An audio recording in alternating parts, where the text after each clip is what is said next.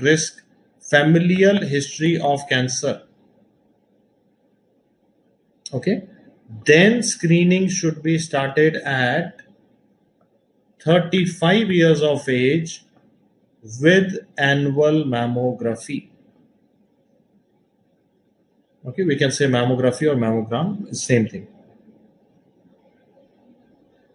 Are you, अब समझ आ गया? अगर कोई खतरा नहीं है, आप नॉर्मल फीमेल है, तो after the age of 40 you will get annual mammogram. अगर आपकी फैमिली हिस्ट्री है तो 35 के बाद एनुअल मैमोग्राम करना है.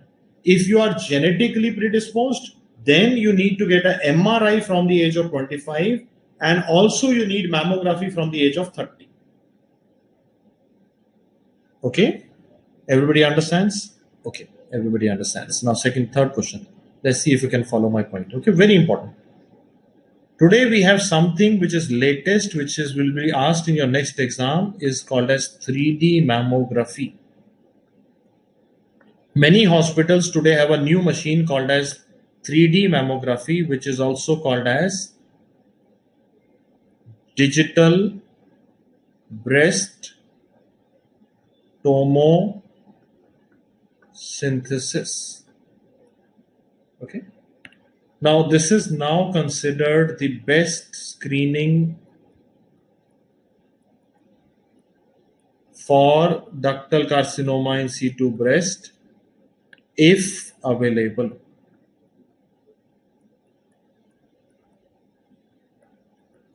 Okay, are you clear? Can you mark it? It will be asked in your future exams. What is the best screening test for ductal carcinoma in situ? The answer is now DBT. What is DBT? Digital breast tomosynthesis, which is also called as 3D mammogram. If available, it is considered the best screening test. Okay. बेटा Prashanti, I hope you are able to. Familial मतलब आपका family history positive है, आपकी mother को, sister को, किसी को breast cancer है Prashanti, then you need a 35 की एज के बाद mammography.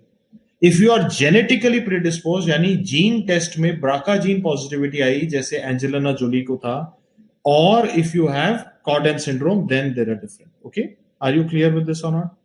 If there is only family history of breast cancer, then you will have a different thing. Okay, should I repeat? Are you able to understand this?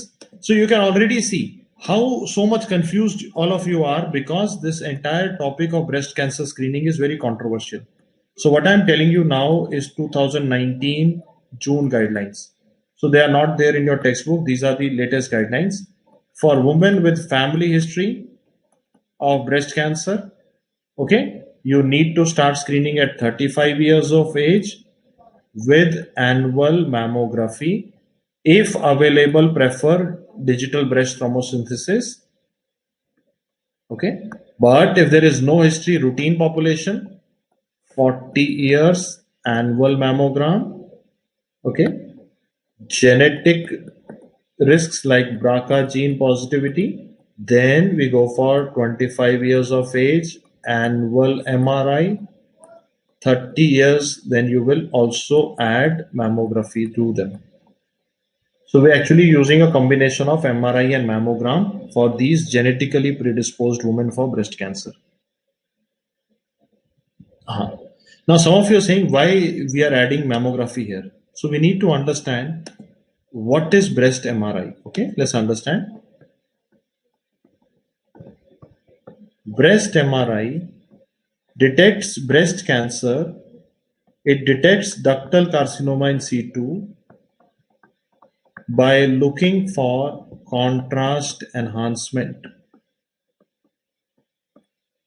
That means the ducts which will be malignant, listen to me everybody, the ducts which will be malignant, which will be having cancer, will have more vascularity. So they are more likely to take up the dye. Okay. But the problem is around menstruation, you may have a false positive because the ducts have breast glandular tissue, and the ductal tissue will have increased vascularity during menstruation. So there will be false positive enhancement around menstruation. So the breast MRI has a drawback that there is false positive rate. Again, remember, breast MRI is not looking for microcalcification. Breast MRI cannot detect microcalcification. It is picking up ductal enhancement. That means the ducts which have malignancy are taking up dye, and during menstruation you will have false positive cases. That is why, listen to me, very important question. That is why breast MRI has high sensitivity but low specificity.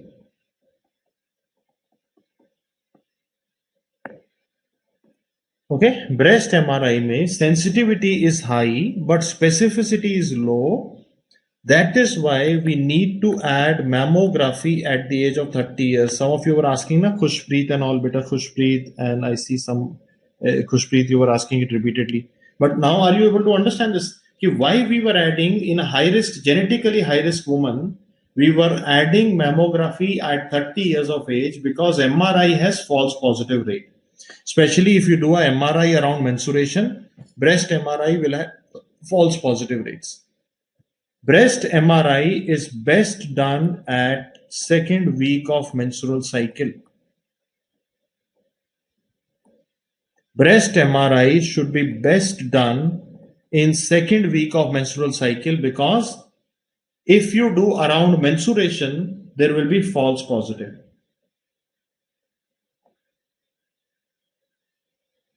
Okay, logically vascularity बढ़ जाती है, and so that dye is taken up by that tissue. Are you clear? Everybody understands? Okay. Okay, now I see most of you are now getting a little clear about. There is increased vascularity in the breast tissue during menstruation. That is the reason, beta. Okay. Okay, now once you are clear with this much, okay, so we have been able to look at the reasons. Can you tell me any other reason in which you use breast MRI? Okay, so breast MRI is indicated in women who are genetically high risk for breast cancer for screening. Second indication to remember is breast MRI is the investigation of choice to evaluate breast implants. Any woman with breast implants, MRI is the investigation of choice to evaluate the implant. And breast MRI can differentiate scar from recurrence in breast. Okay. In other body parts, whenever we talk about operative scar versus recurrence, I will talk about PET scan, but in breast, we will mark MRI as the answer. Okay. Should I repeat?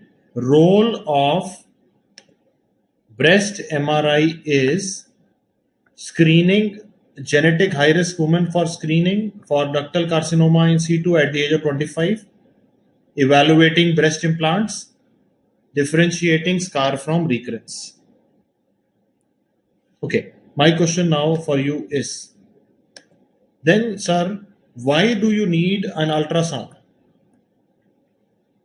Ultrasound in breast is indicated to evaluate a young female with breast lump, or if they say a pregnant lady with breast lump,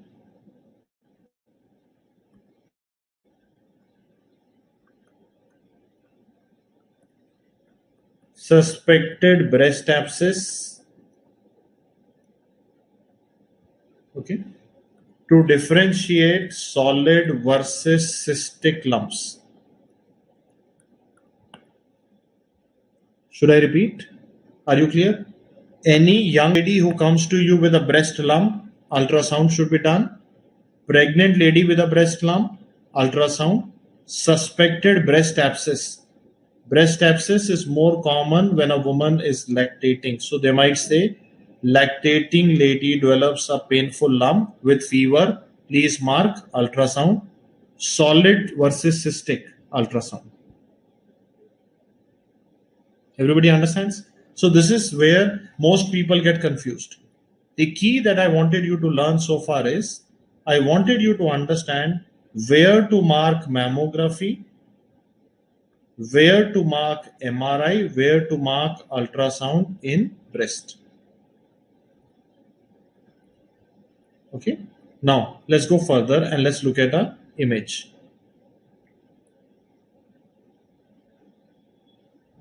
Okay. Let's see if you can answer this image and tell me what is this image showing you. Now the image that you can see with me in the class is indicating this is showing you a silicone breast implant. On which investigation? This is a silicone gel breast implant on MRI. Okay. This is how. Okay. Now some of you are asking, sir, breast abscess में mammogram क्यों नहीं करेंगे? Try and understand mammography कैसे किया था मैंने?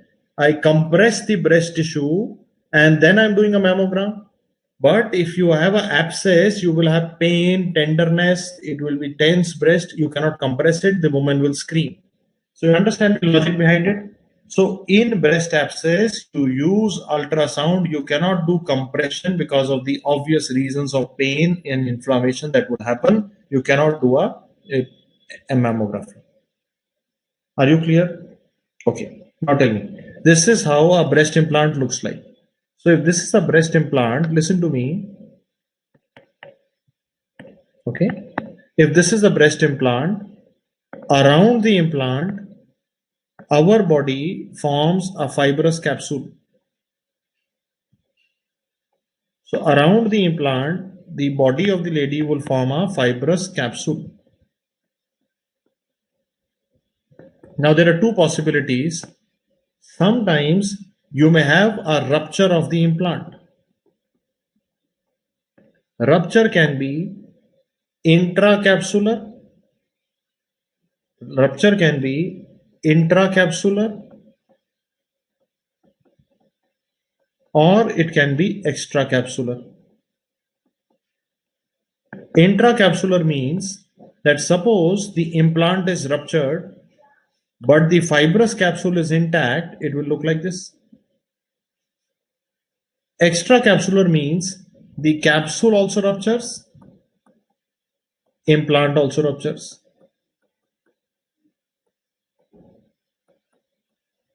Okay. So extracapsular rupture, when the capsule also ruptures, the silicone goes into the breast parenchyma and causes inflammation. While intracapsular rupture, the patient would not be having pain. The only thing will be the breast will be soft when the patient will be palpating. She will feel the breast is getting soft. Okay. So intracapsular rupture is identified on MRI because you can see the ruptured implant membrane floating in the silicone. But the shape of the implant is maintained because of the capsule. So this image that we see in front of us is a intracapsular rupture. And this appearance is similar to the food item that you see in front of you.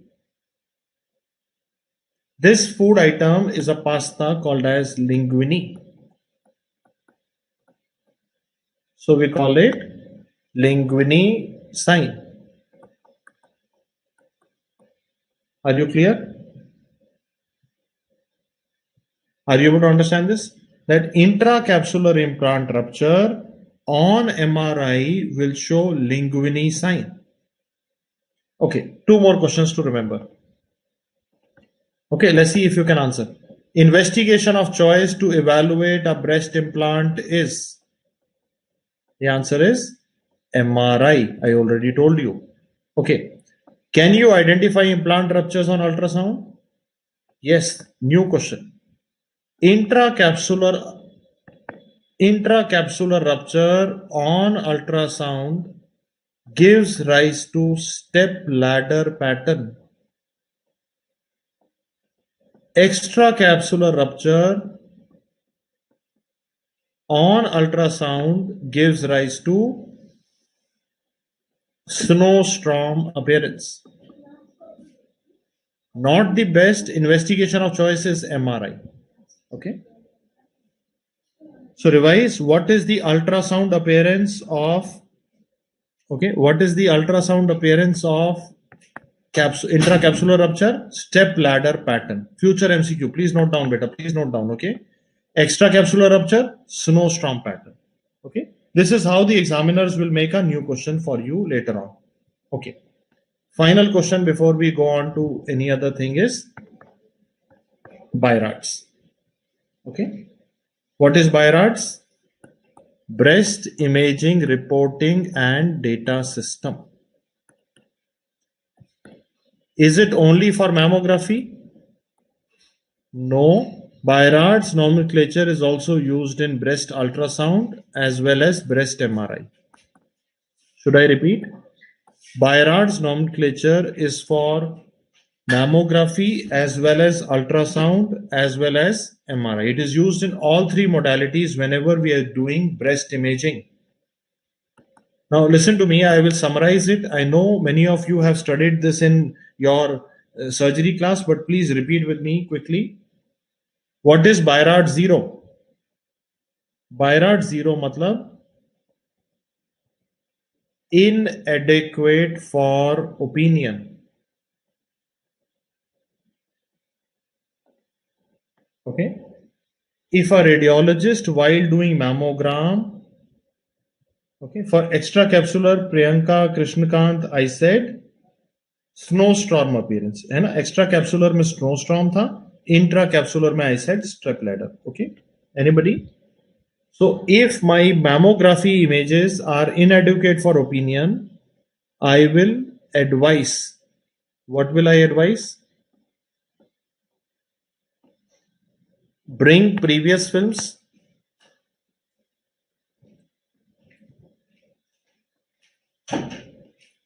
Okay. Call for ultrasound. Or I will do a spot compression film of the doubtful area.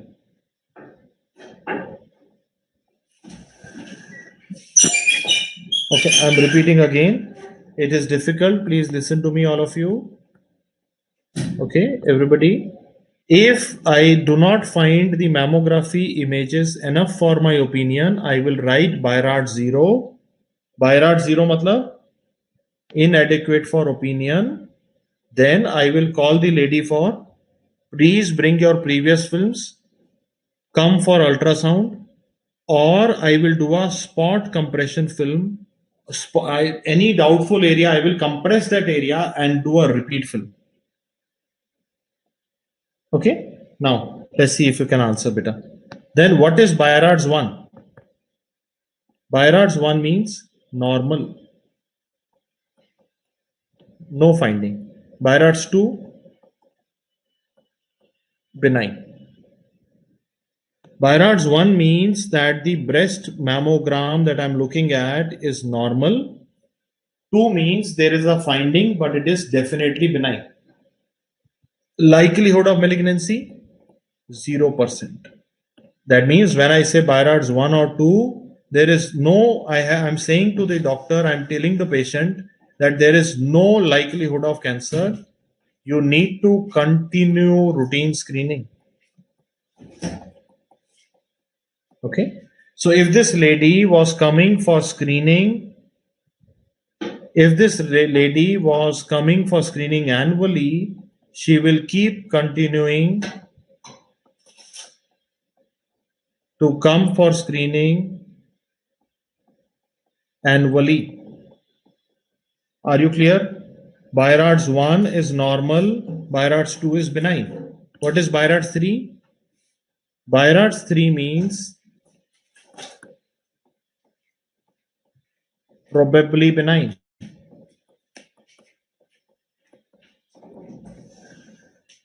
BIRADS 3 means probably benign.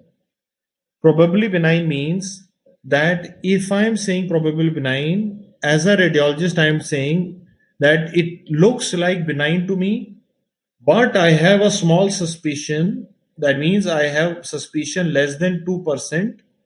It could be a cancer. Advice: you will do short term 6-month follow up. Instead of following up for 1 year, you will do a short term 6-month follow up.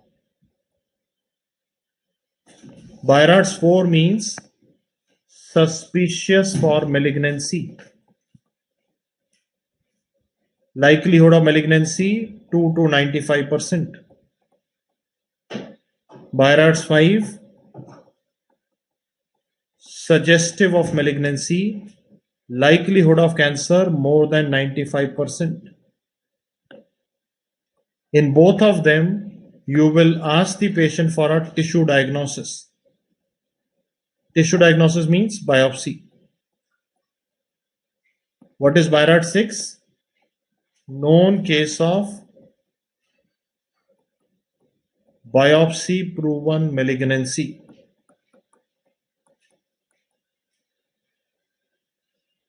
Okay.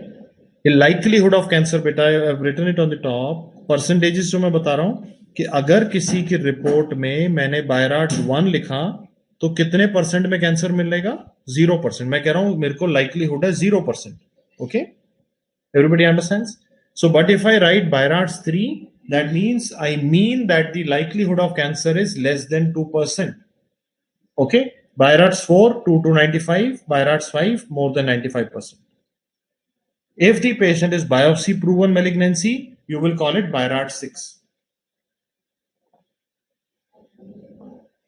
Okay, every year you will get a question on these nomenclature, है ना? याद करना है बेटा. Also remember, because Byrad's 4 is a big category, now it is further divided into Byrad's 4A, 4B, 4C. 4A मतलब low suspicion, 4B intermediate suspicion, 4C high suspicion. Okay, everybody understands? So Byrad's 4 is further divided into 4A, 4B, 4C. 4 का मतलब है suspicious, 4A is low suspicion, 4B is intermediate, 4C is high suspicion. Okay. Now suppose a lady has undergone a biopsy in one of the breast lump. उसका breast lump में biopsy हुआ बेटा. Okay, Akshay. Okay, and in that biopsy you find there is cancer. Okay, then a surgeon advises कि चलो let's get a mammogram done to look at the if there is any other lump or any other tumor in the breast. Now what will happen is I already know she has a cancer. So now my report will say Byrad 6 that she is a known case of malignancy. I am doing a mammogram for her, but I already know she has a cancer. I will write Byrad 6. Okay, so Ishika Singh, do you understand? She is coming for why she is coming for radiological investigation if she is biopsy proven? To look for multicentricity, to look for multicentric tumors for other breast. Yes, are you clear? Okay. So if the mammography was inadequate, we had called the patient with previous films, call for ultrasound, or do a spot compression view of the suspicious area. Okay, this is what is called as Byrad's nomenclature. So with this, we have taken a glimpse at breast imaging, which is very important from your exam point of view. These are very, very frequently asked questions. Now what I will do is, I will take you to radiation physics and try to understand how radiation physics is important for diagnosis and therapy. And I will give you quick notes on the part. But here, okay, here we need to meet one person that we have not met so far. This man is November. So International Day of Radiology is on 8th November. Why? Okay, International Day of Radiology 8 नवंबर पे क्यों है? क्योंकि 8th नवंबर को ही 1895 में X-rays were discovered by a German called as Shinchan. Your birthday तो पहले हो गया था, हमने हैप्पी बर्थडे किया था आपको. हाँ, okay, so confused था. Maybe somebody else has taken your name today. So 1901 Nobel Prize for Physics. Everybody understands? Okay. Now what happened was Ronjan was, okay, just a small thing to remember. Ronjan was actually working on electrical circuits.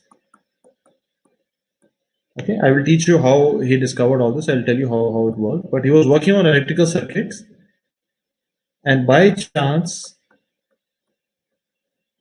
he saw X-rays being emitted from his electrical circuit. Okay, so by chance, he saw X-rays being emitted from his electrical circuit, and then he was spending a lot of time in his lab. He was spending a lot of time in his lab. Okay, listen to me. Listen to me. When he was spending a lot of time in his lab, his wife was not happy.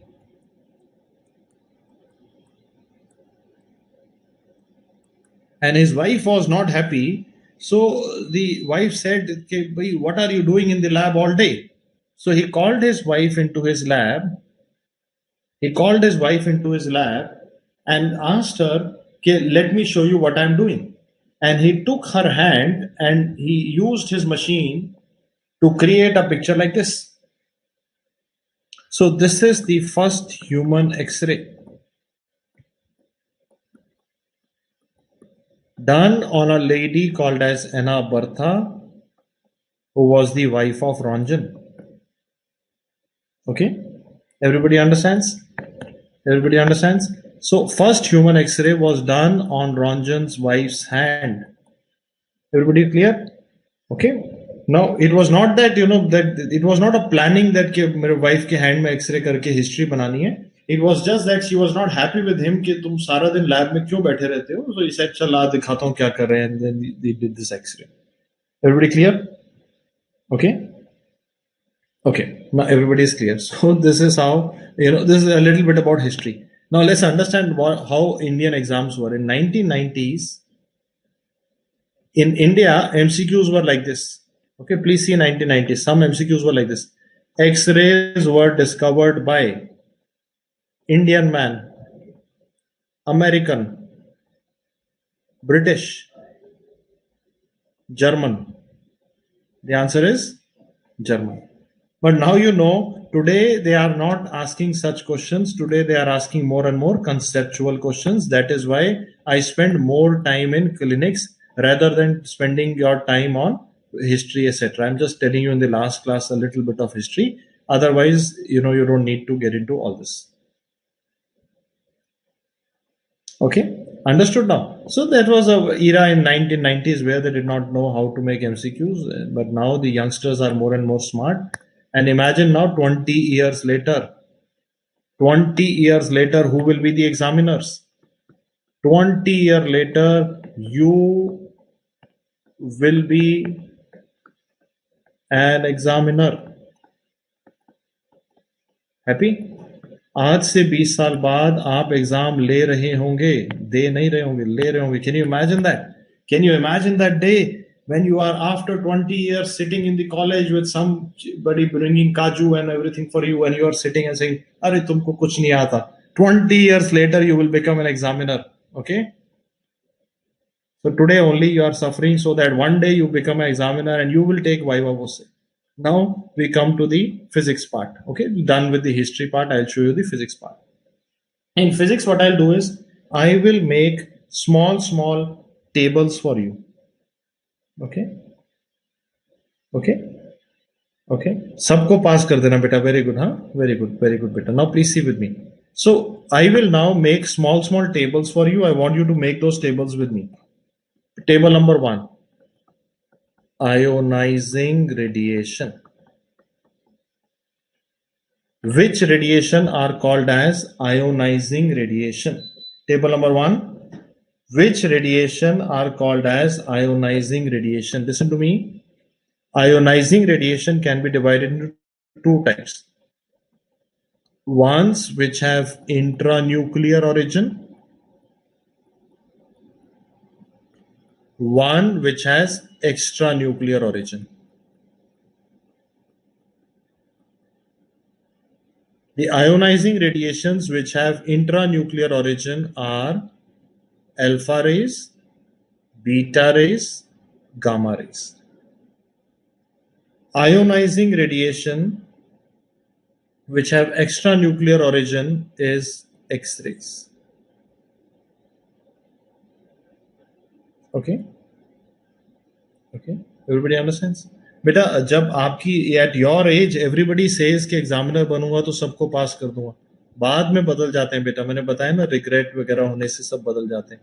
इस समय पढ़ोगे नहीं तो बाद में बच्चों को fail करोगे बेटा, है ना, फिर बदला वहां बच्चों से लोगे, क्या फायदा, है ना. So let's study hard right now.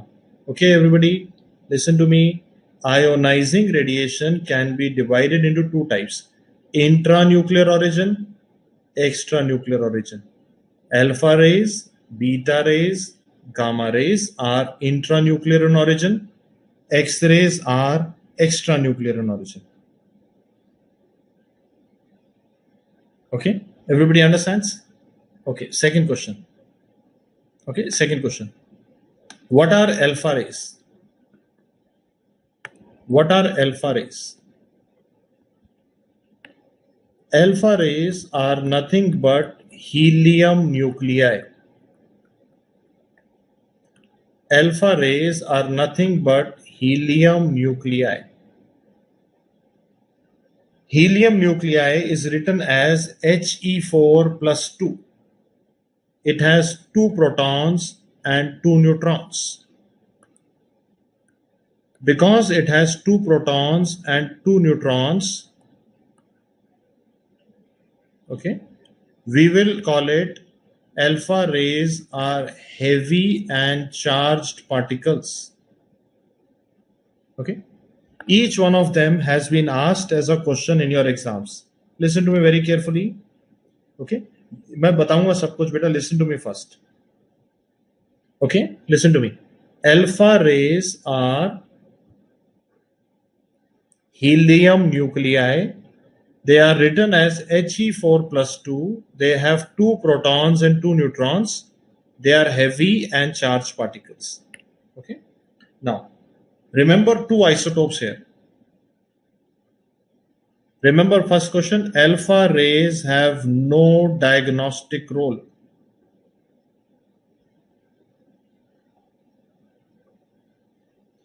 Alpha rays are not used for any diagnostic purpose. They are used for therapy. Listen to me very much. Okay, please listen to me. Remember these isotopes. Radium-226. Half-life 1600 years. Produces alpha rays. But no longer used. Oldest isotope in cancer therapy was radium-226, discovered by Curie, but it is no longer used. It is no longer used. Okay.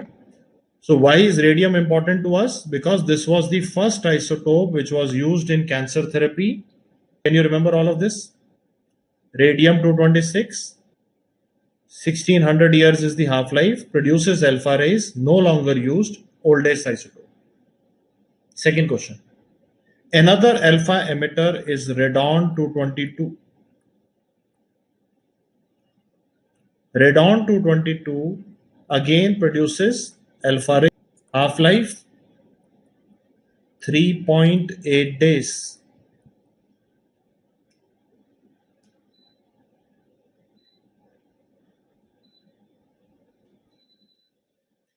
Source of environmental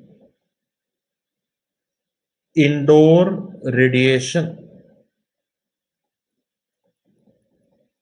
It is a source of environmental indoor radiation, considered a risk factor for lung cancer. Okay. So again, remember, everybody follows this. Okay, so now please see, radium-226, radon-222, दोनों याद करने हैं आपने. दोनों में common बात क्या है?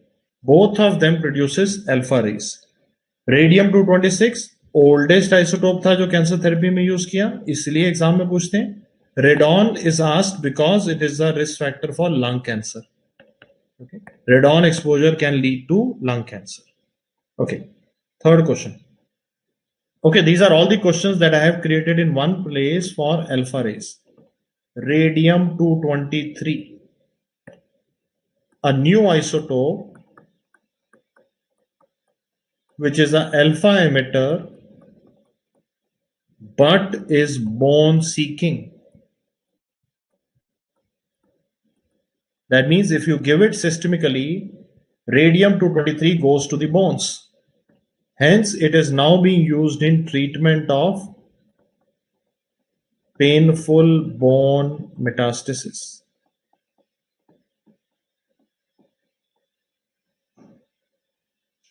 Okay, everybody follows my point? Okay, just revise.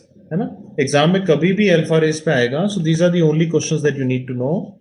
The isotopes which are producing alpha rays are radium 226, which is the classic radium that you were studying in school. Radon 222, which is a risk factor for lung cancer. Radium 223, which is a new isotope used in bone metastasis treatment. One more line to remember is alpha rays have least penetrating power. Okay, I will take a fresh page and write down.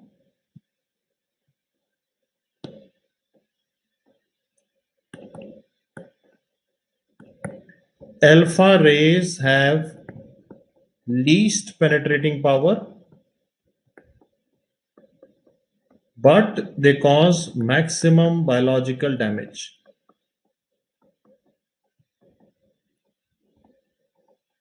Or we can say maximum ionization potential.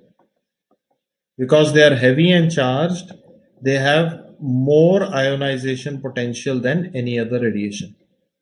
So if the most important question that they always ask is which type of radiation has maximum ionization potential, what will you mark? Alpha rays. Okay. Indoor radiation means, beta, that means when you are outside, you are exposed to cosmic radiation. Okay. But when you are indoor, if your area has high amount of radon, then even indoor you are exposed to environmental radiation. Most important indoor source of environmental radiation is radon. Okay. Everybody understands the concept? Okay. Now let's see an answer, beta. Okay. Second question, beta rays. Okay. Beta rays are written like this, beta rays. What are beta rays? Beta rays are electron beams. Beta rays are electrons produced by nucleus of the atom. So if there is a radioactive atom which is producing beta particles, electron particles, we will call it beta emitter. Okay, are you clear? Again, beta rays are not for any diagnostic purpose, only for therapy. Are you clear? Are you clear? Alpha and beta are not for diagnostic purpose, only for therapy. Are you clear? Everybody follows? Okay. Now let's see. So name two classic beta emitters. Phosphorus 32, strontium 89.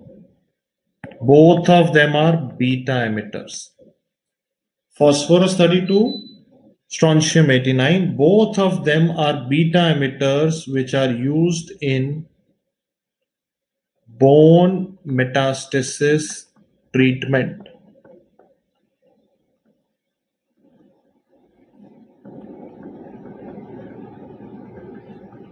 So where do you use phosphorus 32, strontium 89?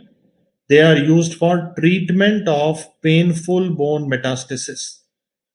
Again, you might ask me, sir, treatment में क्यों? Diagnosis में क्यों नहीं? क्योंकि हमारे पास यहाँ पे beta rays हैं, and remember, beta rays are always for treatment, they are not for diagnosis. Half-life of phosphorus 32 is 14 days. Half-life of strontium 89 is 50 days. Okay. This is very, very important for your MCQ point of view because of the role in treatment in painful bone metastasis. Painful bone metastasis का मतलब क्या हुआ बेटा? Painful bone metastasis का मतलब हुआ ये palliative treatment है. ऐसे symptomatic relief है, ये palliative treatment है. Very good बेटा. Any one of you can answer? Both of them are beta emitters, but phosphorus 32 produces beta rays which are more penetrating. Strontium 89 produces less penetrating beta rays. As a result, beta rays produced by phosphorus, they cause surrounding tissue damage, and the surrounding tissue damage is bone marrow. So you develop bone marrow toxicity. Strontium 89 is safer to use, hence it is preferred.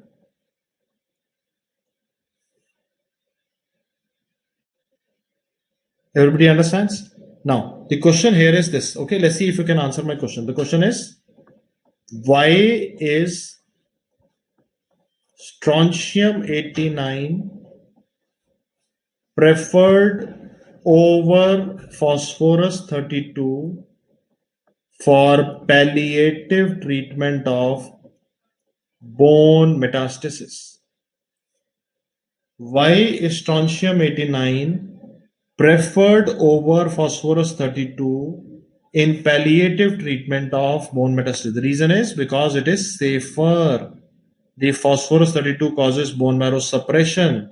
Strontium is safer. That is why we prefer it. Okay. So name a alpha emitter which was used in bone metastasis treatment that I taught you. That was radium 223. Alpha emitter was radium 223. Beta emitters for bone metastasis are phosphorus 32, strontium 89. Okay, everybody understands. Second question on beta rays is about iodine. Okay, the iodine that you have all heard about is iodine 131. So please write down iodine 131. Okay, half-life of iodine 131, 8 days.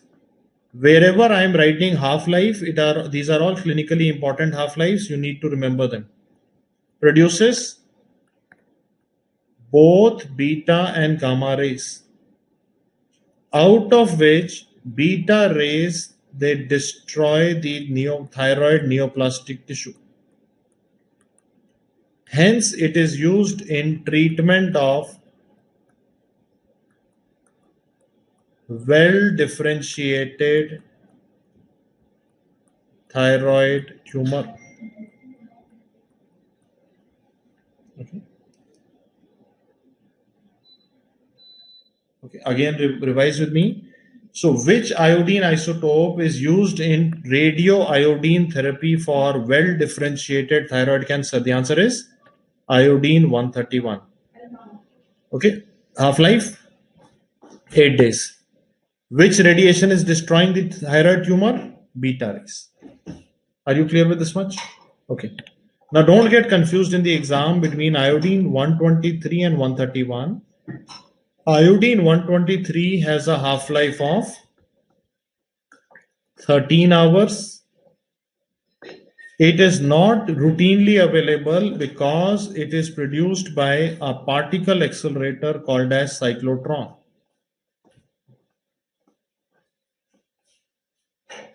Iodine 123 is only gamma emitter, no beta. Hence, it is used for thyroid functional scan.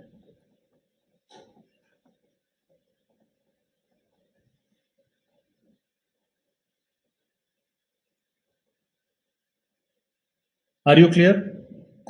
Okay, this is one of the questions that I keep seeing every year being asked. That is why I am spending time on it. I could have told you कि video में देख लो, but मुझे लगा अगर time दे देंगे तो it's important. These are very very important questions. बेटा हर बार आ रहे हैं बेटा, इनको मिस नहीं करना. एक थायराइड वाला, एक बोन में फॉस्फोरस और स्ट्रोंशियम का कंपैरिजन, और थायराइड में आयोडीन कौन सा वाला कैंसर के लिए, कौन सा थायराइड स्कैन के लिए. So iodine for functional scan is 123. Iodine for thyroid tumor is 131. Iodine 131 produces both beta and gamma.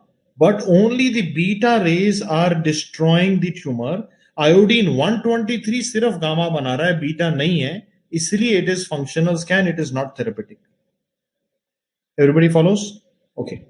But life is not so easy. There are other iodine also. The most important here is iodine 125, half-life 60 days. Used in special type of radiotherapy called as brachytherapy, जो आपने prostate में, cervix में सुनेंगे. So iodine 125 has a role in prostate brachytherapy, and it is also used in radioimmunoassays.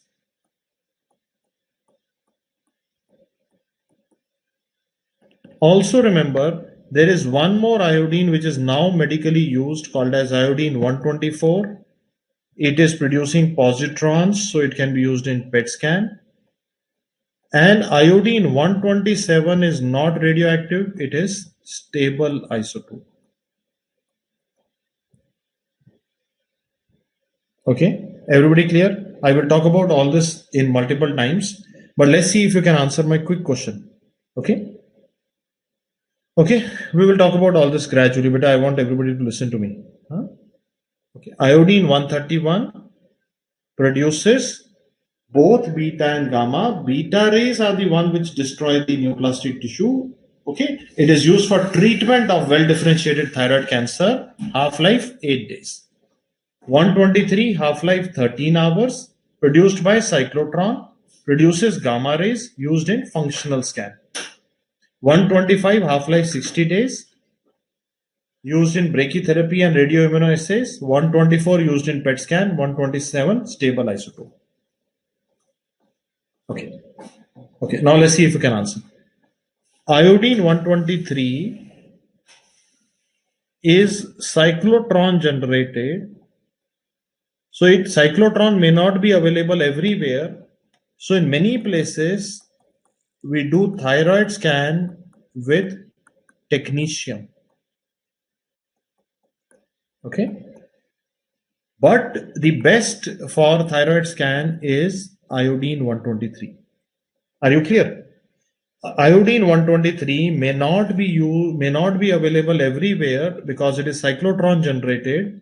Hence, usually thyroid scan is done with technetium, but best for thyroid functional scan is 123. Are you clear? Okay. I will talk about it gradually more and more. Now, let's see if you can answer. Okay. Another question which is based on beta rays is yttrium 90 microspheres radio embolization. Yttrium 90 is based on beta rays used in treatment of hepatocellular cancer. Okay, used in treatment of hepatocellular carcinoma. Okay, so this is called as trans-arterial radioembolization. You remember I told you HCC is supplied by hepatic artery. So we can actually, via the arterial route, send radioactive isotopes into the HCC, which is because it is often inoperable. So what we use here are yttrium 90 microspheres. Okay. Now let's revise. Let's quickly revise.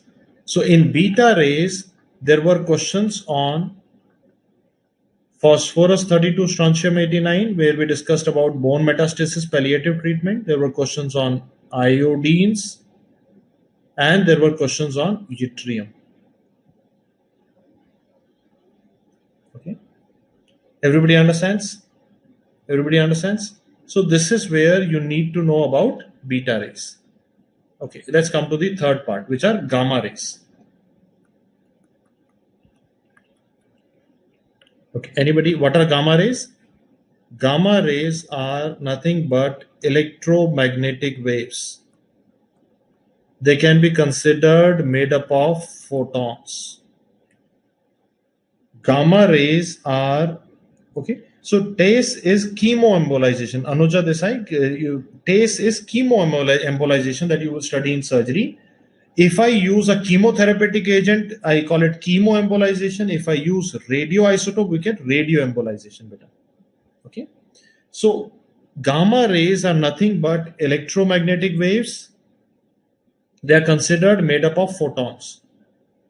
These are used both in therapy and in diagnosis. While if you remember alpha beta jo the, they were only used in therapy. Gamma rays are used both in therapy and diagnosis. Okay. Everybody understands? So do you remember now? Okay, some of you are not able to follow. TAR was transarterial radioembolization. Transarterial radioembolization. Okay. Okay, beta, very good. Now see. So gamma rays are nothing but electromagnetic waves considered made up of photons used in both therapy and diagnosis. Okay. Remember the first point, beta. Remember the first point here. The most common isotope producing gamma rays that we use in diagnosis is technetium-99m. Okay, technetium-99m is the most common isotope used in a nuclear scan. Half-life 6 hours. Half-life 6 hours. Okay. M stands for metastable isomer, produced by a molybdenum 99 generator on site. On site means you can produce, it is a small generator which can be available in your own hospital. You don't need to get it from outside. Technetium 99 produces gamma rays of energy 140 kilo electron volt. Okay. So please note it down. Every year you will get a question on this.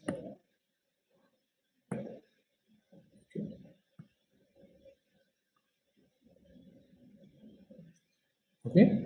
Technetium 99m is the most commonly used isotope in a nuclear scan. It has a half-life of 6 hours. M stands for metastable isomer. It is produced by a molybdenum 99 generator on site. On site मतलब अपनी जगह पे बना सकते हैं, कहीं बाहर से नहीं मंगाना. You can make it in your own center. Produces gamma rays and has an energy of 140 electron volt. 140 kilo electron volt. Okay.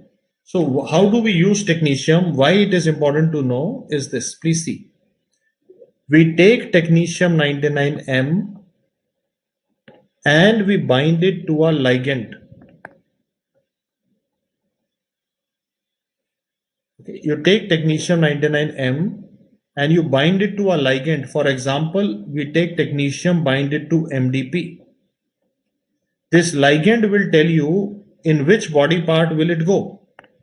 So if you bind technetium to MDP, okay, MDP, then it will go to the bone. You remember we talked about bone scan in our previous class? Yes. So it is the ligand which determines where it will go. Molybdenum 99 generator will produce technetium 99. So technetium 99 is produced by molybdenum 99 generator. Now please see how we do a nuclear scan is you give the patient technetium. This technetium will go to the target organ based on the ligand and then it will produce gamma rays.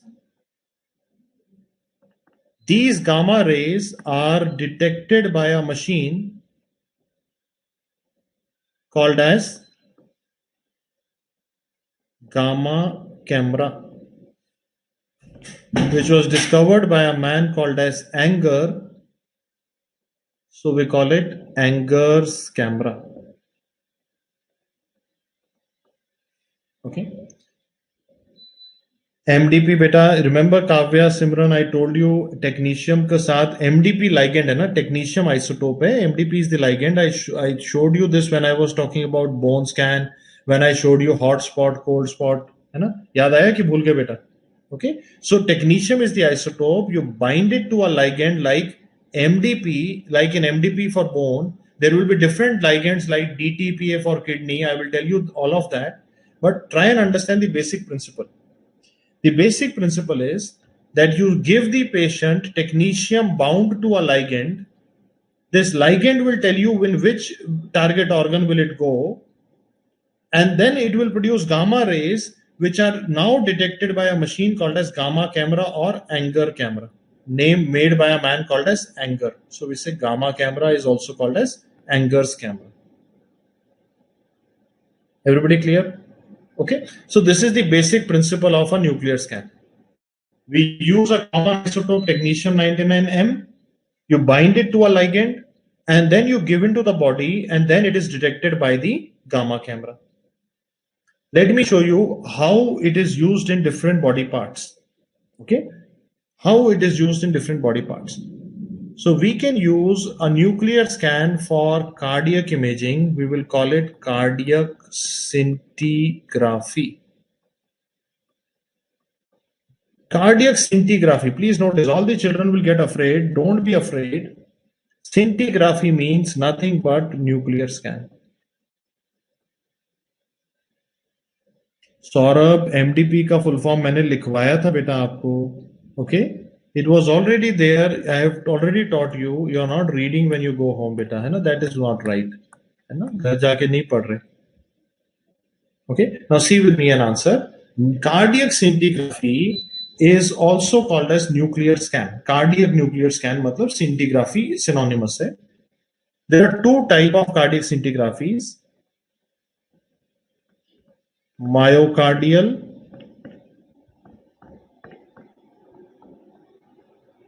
perfusion scintigraphy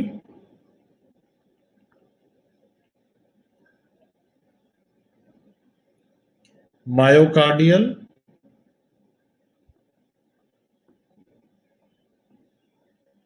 infarct scintigraphy. Any one of you can see with me an answer? फर्क क्या दोनों में? यहां लिखा है perfusion, यहां पे लिखा था infarct. Myocardial perfusion scintigraphy uses isotopes which follow the blood flow to the heart. For example, thallium-201,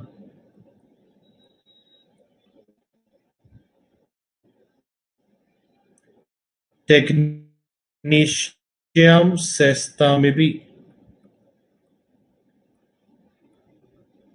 technetium-tetrophosphine. Okay. Now, why do we need so many of these isotopes? Is because thallium-201 is cyclotron generated. So because thallium-201 needs a big machine called as cyclotron to form it, it may not be available everywhere. Okay. Anybody now? Name the isotopes which are used in myocardial perfusion imaging. The answer is thallium-201, technetium-sestamib, technetium-tetrophosphine. Now imagine now if you have any ischemic area in the heart. These isotopes are following the blood flow to the myocardium. These isotopes are following. Are you able to hear me now, or is it hanging still?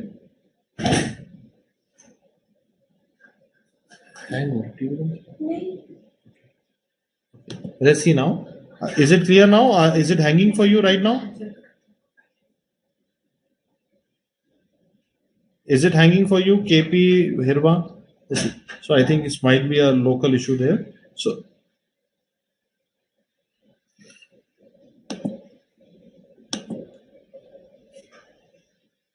okay, listen to me again. If there is any ischemia, okay, it must have been a local issue.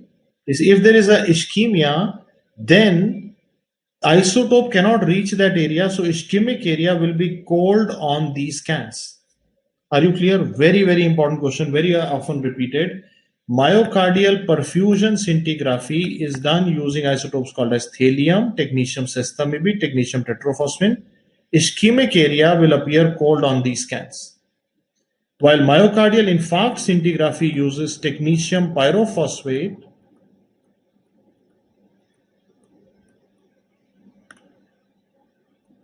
which is an infarct binding agent. So on a pyrophosphate scan, if you have an infarct, this isotope accumulates in the infarct. So infarct appears as a hot area. Are you clear? Are you clear? Okay. So remember now, so cardiac scintigraphy has two types: myocardial perfusion scintigraphy, myocardial infarct scintigraphy. Myocardial infarct scintigraphy, you use pyrophosphate. Perfusion scintigraphy, we use thallium, sestamide, technetium sestamide, technetium tetrophosphine. Thallium is expensive because it is produced by cyclotron. Pyrophosphate scan, infarct will appear hot. Okay. One more question, please remember. In heart, there is another scanning which is called as ventricular function assessment. Ventricular function means measuring ejection fraction, stroke volume, or cardiac contractility. In these scanning, we use technetium RBC labeled Mbbs scan. Okay. So if I have to do a ventricular function assessment with nuclear scan, you will use technetium RBC labeled Mbbs scan. Mbbs stands for multi-uptake gated acquisition.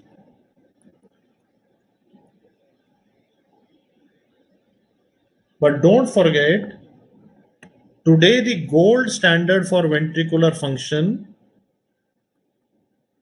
is MRI. Today the gold standard for ventricular function is cardiac MRI. It is no longer Mbbs scan. Are you able to remember all this? So now if you notice how I created the telling you gamma rays are used for diagnostic purposes, and in a nuclear scan the most important isotope in a nuclear scan is technetium, but in different problems will use different ligands. The machine was gamma camera in nuclear scan. You understand the concept? Okay. So remember, for ventricular function, that means measuring ejection fraction, stroke volume, contractility, there is something called as scan. Okay, last year JIPMER question. And gold standard for ventricular function is MRI. Next year JIPMER question. Okay. Very important questions to remember. SV matlab stroke volume, EF matlab ejection fraction. Okay. Now let's see. Can you name any other body part where we use a nuclear scan? Another body part where we use a nuclear scan is kidney. So in kidney, you have two type of scans. We have dynamic renogram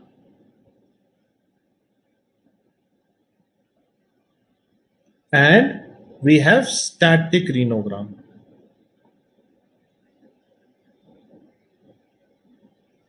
Dynamic renogram, static renogram. Dynamic renogram means we use isotope technetium Mag3, technetium DTPA. Static renogram means we use isotope technetium DMSA. You might have heard of all this in your different classes. I'm trying to put them together. That nuclear scan is used in cardiac imaging. It is used in renal imaging. So technetium Mag3 is excreted both by tubular secretion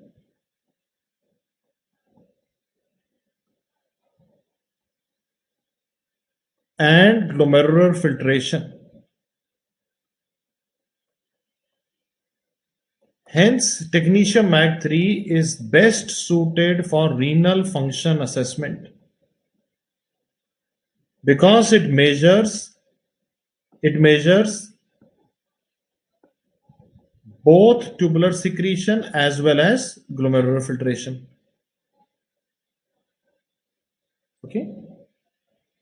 technetium बेटा isotope का नाम technetium है Divya. RBC तो red blood cell होते हैं ना बेटा, उसमें तो फुल फॉर्म नहीं है ना Divya. Okay, so which isotope scan is best suited for renal function? The answer will be technetium Mag3. While technetium DTPA is purely excreted by glomerular filtration.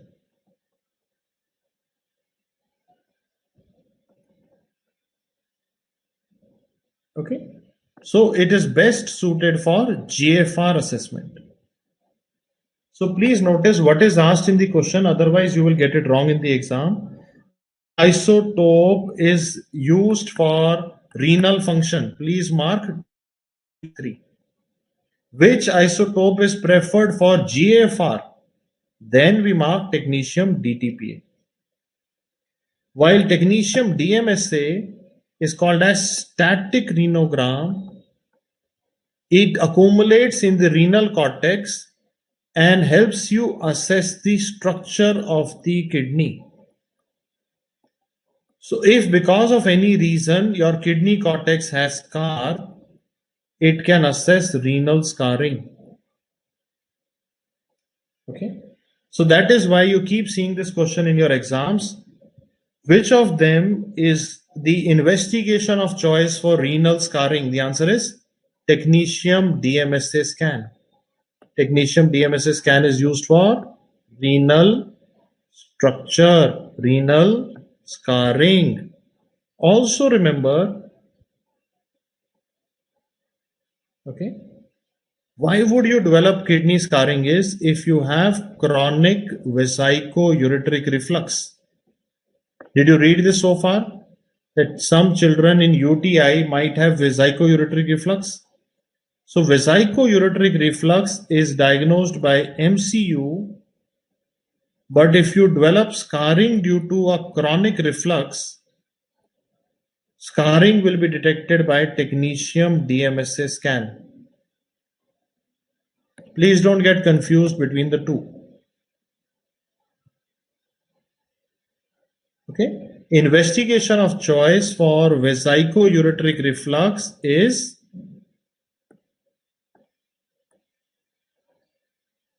MCU, but renal scarring is best detected by technetium DMSA. Now some of you might be asking, sir, MCU क्या होता है? MCU मतलब micturating cystourethrogram.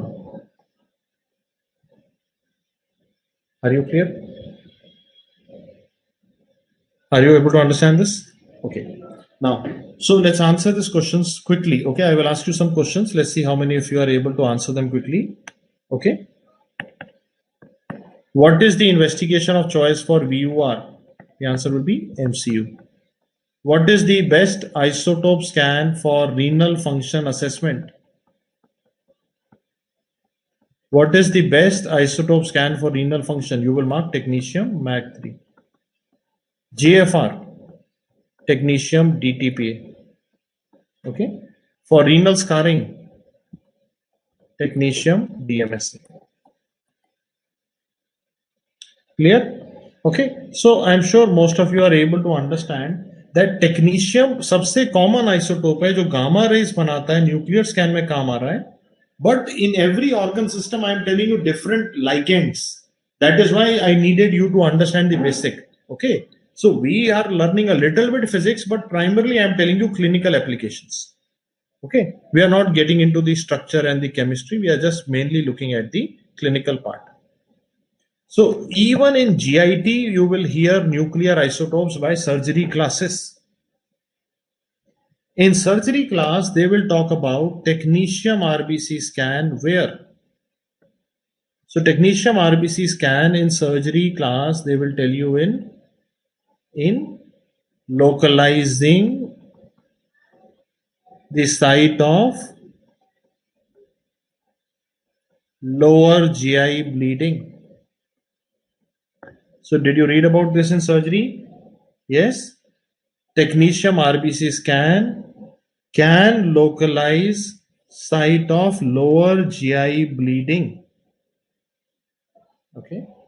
Now listen to me and answer. It can localize the site of lower GI bleeding even if the blood is as little as 0.1 ml per minute.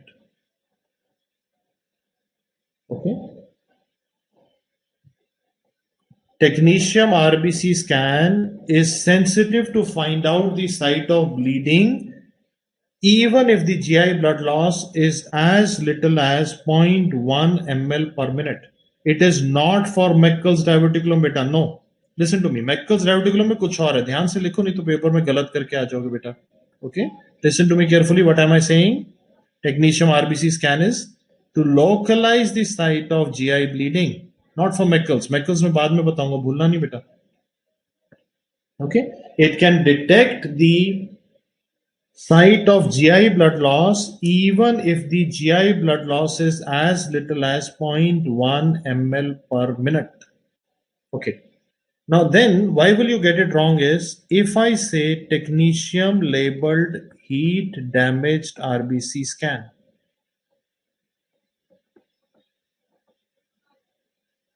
So now understand, if you label damaged RBC to technetium, they tend to localize in spleen. So that is why it is the investigation of choice to look for residual splenic tissue after splenectomy. Okay, everybody clear?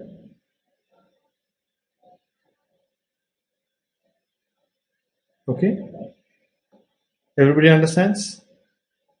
So that is where you get confused in the exam. So there are two different scans. Please notice the ligand very carefully. Technetium RBC लिखा तो GI bleeding में काम आ रहा है. But if I write technetium heat damaged RBC, it is used for splenic tissue. Because we know by now from our school knowledge, damaged RBCs are cleared by splenic tissue. Okay. Now the third question I want you to remember is, okay, let's see how many of you can answer this. Technetium pertechnate.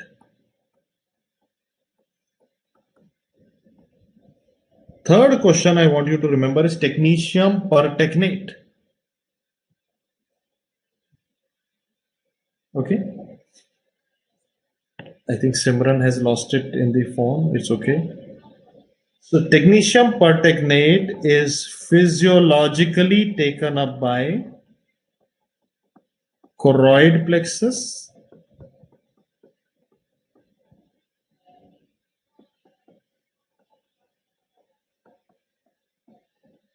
salivary gland, thyroid gland, gastric mucosa. Okay, listen to me everyone. Technetium pertechnate is taken up by choroid plexus, salivary gland, thyroid gland, gastric mucosa. So now if I now tell you normal salivary gland tissue will show uptake of technetium pertechnate. So now tell me, what will happen in a salivary gland tumor? What will happen in a salivary gland tumor?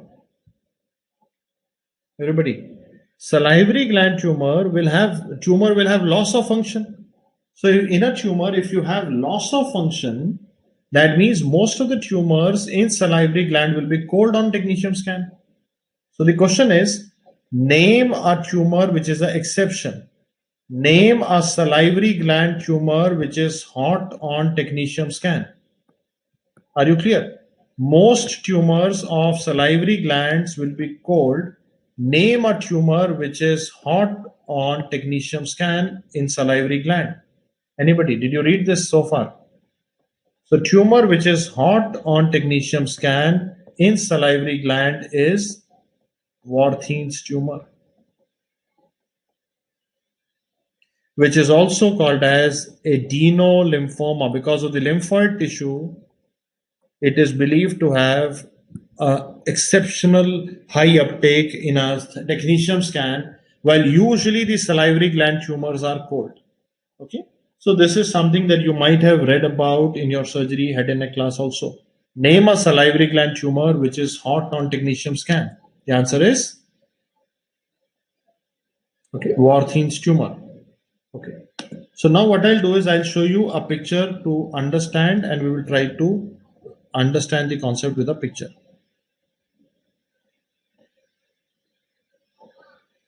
This technetium pertechnate. Okay, let's see how many of you are able to answer this. Technetium pertechnate is physiologically taken up by your gastric mucosa. So this is how the stomach epithelium is taking up technetium pertechnate. Any isotope that we give to the patient will be excreted by the urinary system mostly. So this is your urinary bladder. My question is, what is my red colored arrow pointing at? So there is uptake in the gastric mucosa, which is physiological. We already studied this. There is excretion seen in the bladder. That is okay. But what is the other extra thing that you see in this picture? The extra thing that you see in this picture is your Meckel's diverticulum. Are you clear with this now? What is the investigation of choice for Meckel's diverticulum? Technetium pertechnate scan. Okay. So the answer is technetium pertechnate scan. Okay. Earlier you were saying technetium RBC for GI bleeding. Technetium pertechnate for Meckel's diverticulum. Are you clear, beta? Okay. So this is how you identify Meckel's diverticulum. Gastric mucosa में तो Uptake होना चाहिए, bladder में excretion है, ये extra क्या है? ये Meckel's है. क्यों? Why is Meckel's diverticulum taking up the technetium pertechnate? Because of presence of ectopic gastric mucosa. Because of presence of ectopic gastric mucosa. And this is a potential visual question for your exams. Are you clear? Okay. Second question, beta. Second question is this. Technetium is also taken up by your thyroid tissue. Okay. Choroid plexus भी बताया था मैंने बेटा, है ना? Okay. Listen to me. This is how the thyroid scan looks like. This is how a normal thyroid scan will look like. In a normal person, thyroid scan will look like this. But if you have hyperthyroidism, Graves' disease, you will see diffuse increased uptake of the isotope in the gland, including the pyramidal lobe and the isthmus. You will be able to see like this. So are you able to understand? The first image on the thyroid scan is normal. Second image is Graves' disease. Okay. Everybody, so in the previous image, if you saw, bladder was showing excretion. जो isotope आपने दिया intravenous, it is being excreted by the kidney, so there is isotope in the bladder, in the urine. Okay. Now, if you have multinodular goiter, toxic multinodular goiter, then you will see multiple hot nodules. This is toxic multinodular goiter. If you have a single hyperfunctioning adenoma or a toxic adenoma, you will see single area of high uptake with suppressed uptake in rest of the gland. Are you able to identify them? Okay. But if you have a patient who is hyperthyroid,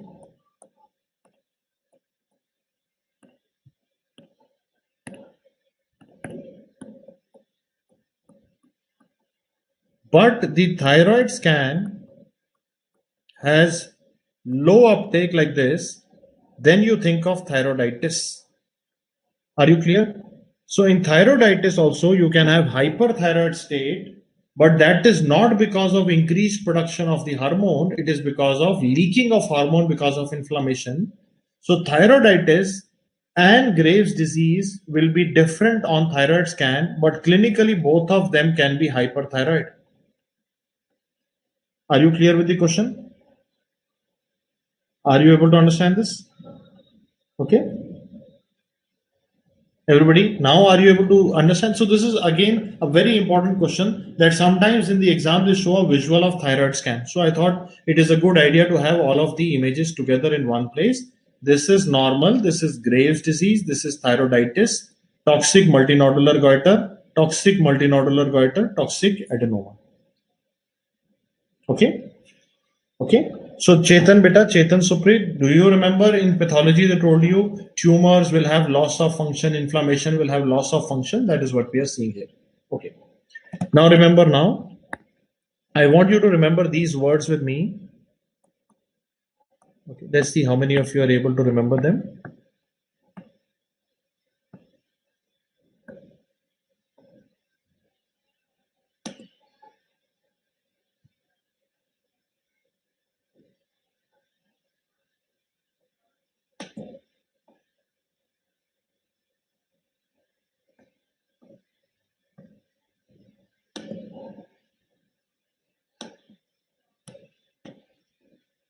Okay, let's write down. Hot nodules in a thyroid scan are almost always benign. Can you remember? Hot nodules in a thyroid scan are almost always benign. Okay, second question. Second question. Cold nodules in a thyroid scan should be evaluated for malignancy. Okay, so anytime they ask you a question is, anytime they ask you which thyroid nodule should be evaluated for malignancy, cold nodules. Hot है तो हमेशा benign होगा. Okay, and remember, if any nodule is hot on a technetium scan but cold on iodine 123, then you will call it discordant nodule.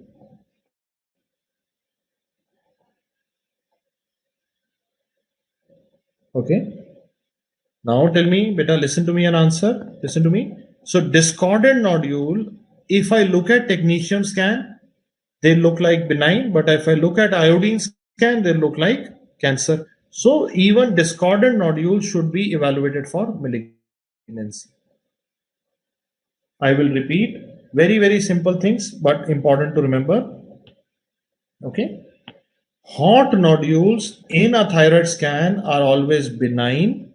It is the cold nodules which should worry you for malignancy. But not only cold, even discordant nodules should also be evaluated for malignancy. Okay. Hot matlab increased uptake, cold matlab absence of uptake.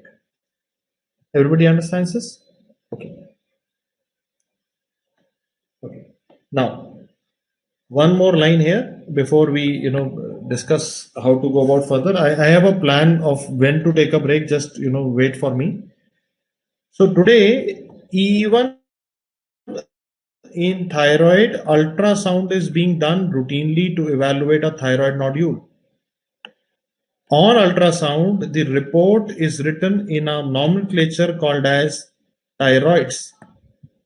On thyroid ultrasound, the report is written with a nomenclature called as thyroids. Any thyroid nodule is described in these criteria: shape of the nodule, margin of the nodule,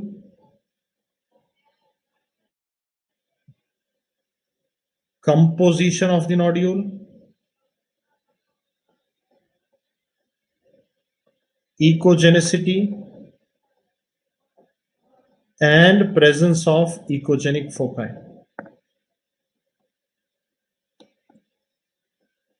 So what is thyroid's criteria? Thyroid score is any thyroid nodule on ultrasound of the thyroid should be evaluated with these criteria: shape, margin, composition, echogenicity, echogenic foci. Okay, everybody understands? Okay. So I've just given you an idea on thyroid and parathyroid imaging. Also, I'll talk about gradually because I see that you've studied this in surgery also, but I wanted to make sure that everything is included in one place when you're studying radiology. Now, what was a nuclear scan? Nuclear scan means that you put a patient, give him technetium labeled ligand into a gamma camera, and gamma camera is detecting the gamma rays and evaluating the patient. Now suppose I use technetium 99M or I use iodine 123, just like a nuclear scan, and I give it to a patient, but now my machine has two gamma cameras rotating around the patient. Now I have two gamma cameras rotating around the patient. What will be the benefit? So a routine nuclear scan that we saw so far was two-dimensional. But now we are looking at a technology which is three-dimensional, which is called as SPECT. What is SPECT? Single photon emission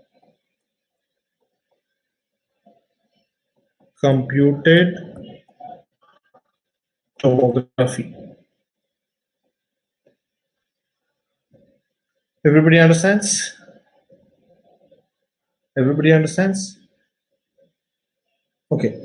Okay, everybody. Let's see an answer, beta. So, what is a SPECT scan? Is one of the most important undergraduate questions. So, SPECT क्या होता है? SPECT is nothing but a three-dimensional nuclear scan. It uses same isotopes that you use in a nuclear scan, like technetium and iodine. But because the gamma camera is rotating around the patient, you are able to get three-dimensional images. Okay. Any place where you know SPECT is used? Okay, I'll tell you the role. What is the investigation of choice to localize a parathyroid adenoma?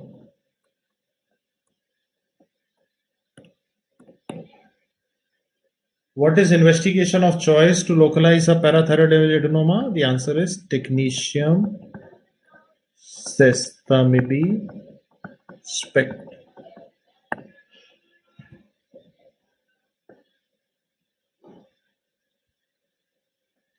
Investigation of choice to localize a parathyroid adenoma is technetium sestamide SPECT. Okay, very important question. But what is the most accurate test now available for parathyroid tumors? Most accurate test now available for parathyroid tumor is a four-dimensional CT. Most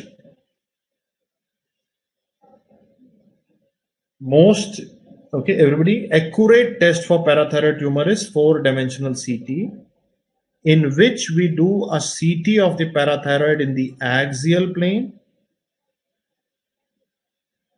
coronal plane, sagittal plane, and we also look for contrast enhancement in the tumor in the arterial and delayed phase. Okay. Now that means we are looking at 4 dimensions. Axial plane में tumor देखा, coronal में, sagittal में, और arterial phase में, delayed phase में. So we are calling it as 4-dimensional CT. But it is still not called as IOC despite being the most accurate test because of radiation exposure to thyroid during a CT scan of the parathyroid. There are concerns over the radiation exposure that CT scan will have on the thyroid if you are doing a parathyroid CT. That is why we have not calling it as IOC. Okay, everybody understands? Okay, we come back. SPECT matlab single photon emission computed tomography. I just told you, beta. Remember? SPECT is nothing but a nuclear scan machine where you have 2 gamma cameras, one in front, one behind the patient, rotating around the patient to create a 3-dimensional image. Because it is able to do a 3D image, it is best suited to localize a parathyroid adenoma. So investigation of choice for parathyroid adenoma localization is technetium sexta Mbbs SPECT. Okay, most accurate 4D CT. What are the 4 dimensions of a 4D CT? Axial scan, coronal scan, sagittal scan, contrast enhancement. Okay.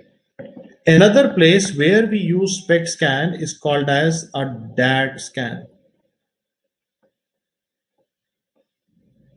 DAT scan is a dopamine transporter scan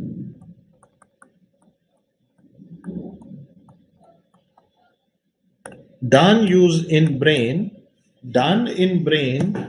to look for, okay, using an isotope called as iodine 123 ioflupane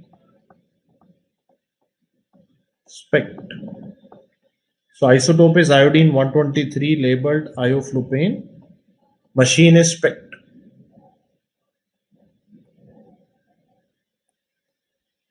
In a normal person,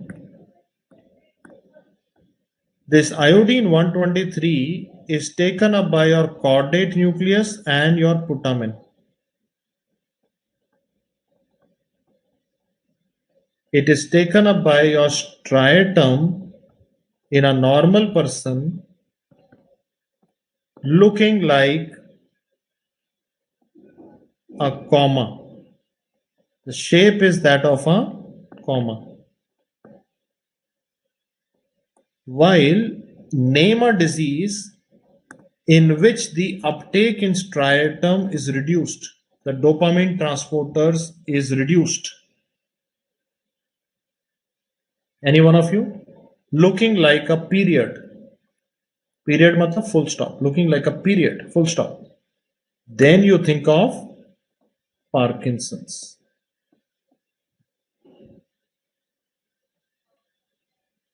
Okay, this is slightly difficult to understand, but you might have read about this in your pharmacology that Parkinson's is a problem in the nigrostriatal pathway. There is a problem in the striatum. So you can see the reduced dopamine transporters in the striatum in this patient. Okay, everybody understands? So what is used in DAT scan? DAT scan uses iodine 123 labeled ioflupane. Period shaped uptake is seen in Parkinson's. Comma shape uptake on a DAT scan is normal. It is the normal striatal uptake in your caudate nucleus and putamen. Everybody understands? Very good. So this is the role of SPECT scan. Okay. And I can see many of you are asking for a break. Do you want to take a break, or we take a break at 6 p.m. Directly? What do you say? Okay. I'll just recap what I have told you so far. I have shown you where all alpha rays are used, where all beta rays are used clinically, and we are dealing with where all gamma rays are used. My suggestion is, let's finish the gamma rays before we go for a break. What do you think? Or do you want to, take a break and then come back and do it? I think we can finish the gamma rays and then go for a break. What do you say?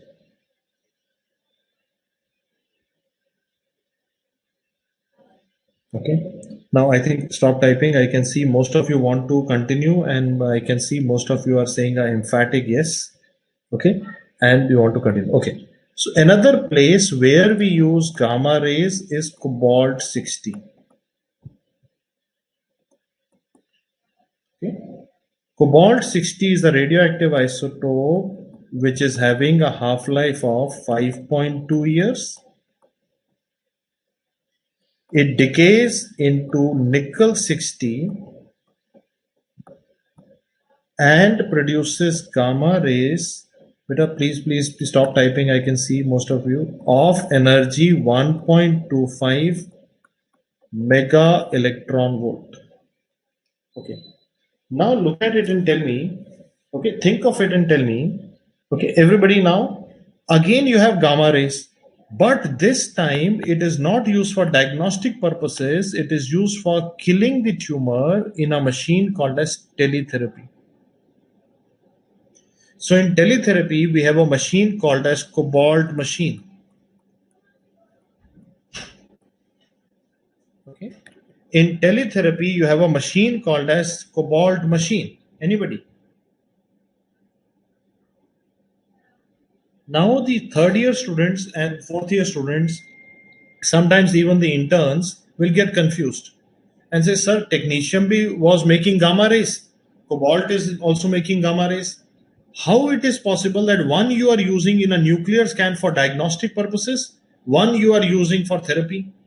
So did you notice that technetium 99, the gamma rays had an energy of kilo electron volt. Here it is mega. It is much high energy, and to kill a tumor cell, you need energy in mega range. Are you clear? Yes, we are still continuing with the gamma rays only, beta. So SPECT scan is also based on gamma rays, but the only thing is SPECT scan was a three-dimensional nuclear scan, and two examples of SPECT were parathyroid adenoma localization, DAT scan in Parkinson's. Are you able to understand this? Okay. So whenever cobalt 60 decays, it will produce a byproduct called as nickel 60 plus produce gamma rays with average mean energy of 1.25 mega electron volts. Okay. But nowadays in teletherapy, cobalt machines are no longer preferred.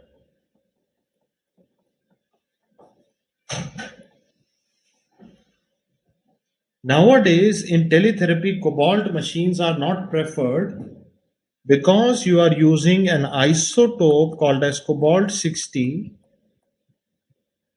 which will have a half-life. After half-life, you will have to refuel.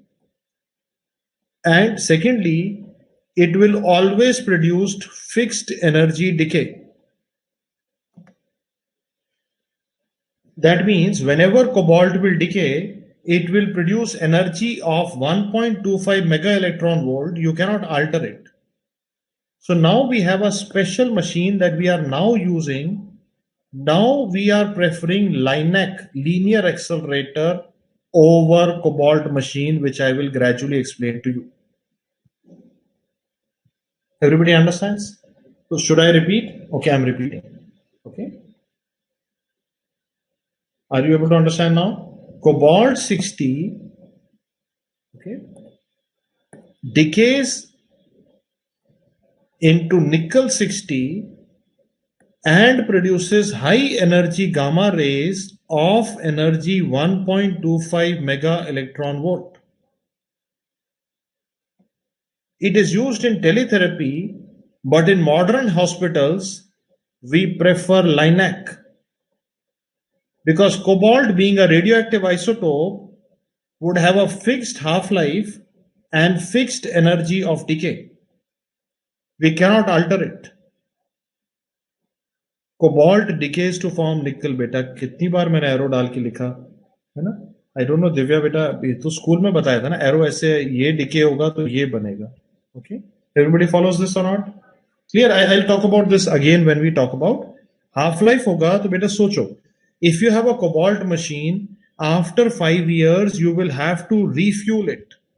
Do you agree? There will be need to refuel it at a cost. So that is why we have replaced cobalt machines in most of the hospitals by LINAC. Okay, there are only 3 things about cobalt to know. Cobalt 60 has a half-life of 5.2 years, decays into nickel 60, produces gamma rays of energy 1.25 mega electron volt, okay, used for teletherapy. But because it has fixed energy of 1.25, which we cannot alter, and it needs to be refueled after the half-life is over, now we prefer LINAC. I will tell you what is LINAC. LINAC does not use cobalt. Okay, LINAC I will tell you later on. Okay, linear accelerator, I will talk about it later on. So we will now, maybe I can remove it from here. Okay, now clear? Cobalt machine is no longer preferred because of need to refuel after the half-life is over, and because it always decays in a single fixed energy, which is 1.25 mega electron volt. Then it causes, it cannot be altered, it cannot be changed. So we will need another machine later on. I will talk about it. So now what we are using, another thing that is using cobalt and gamma rays is a machine called as gamma knife. Now imagine now, gamma knife is a machine using cobalt source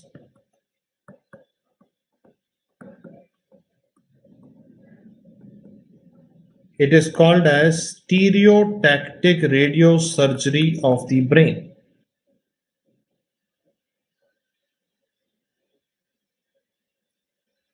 Yes, Ajay beta, I will tell you, beta, abhi tak, Ajay, listen to me. Only isotope machine I have talked about so far is cobalt machine. और कोई machine बताया नहीं मैंने. Okay, LINAC में बताऊंगा. Okay, okay, listen to me and answer. Gamma knife means that you take a patient with the following indications. Okay, gamma knife is indicated for brain tumors like vestibular schwannoma.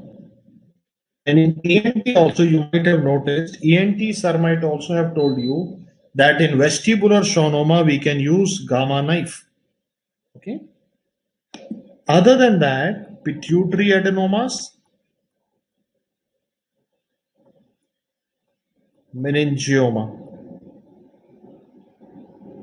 3 tumors where gamma knife is commonly indicated are vestibular schwannoma, pituitary adenoma, meningioma. But also remember, gamma knife can also be used in AV malformation, trigeminal neuralgia,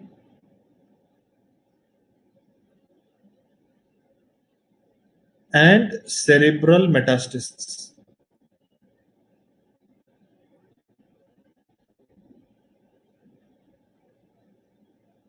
Up to 10.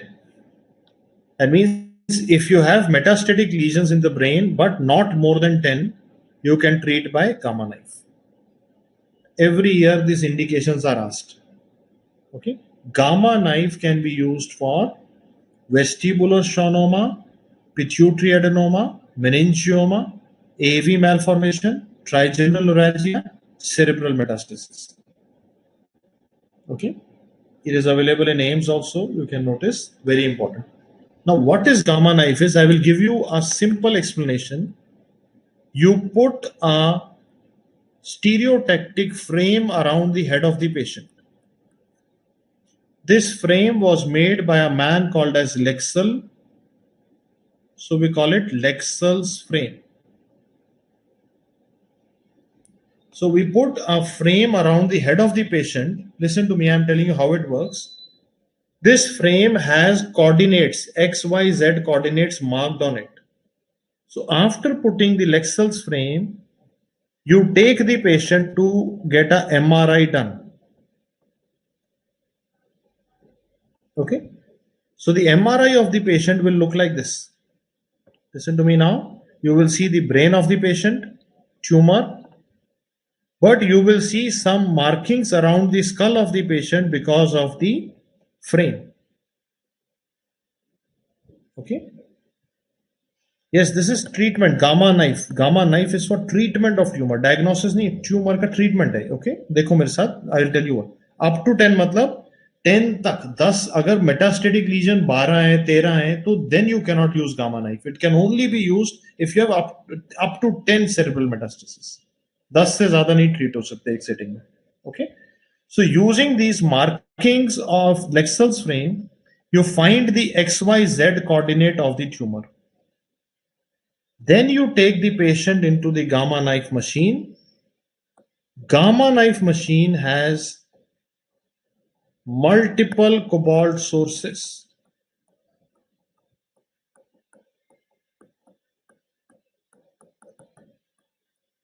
And then you put the patient into the gamma knife machine. Using a computer, all the gamma rays are focused on the point at which you had the tumor, on the XYZ coordinates of the tumor. This is called as gamma knife therapy.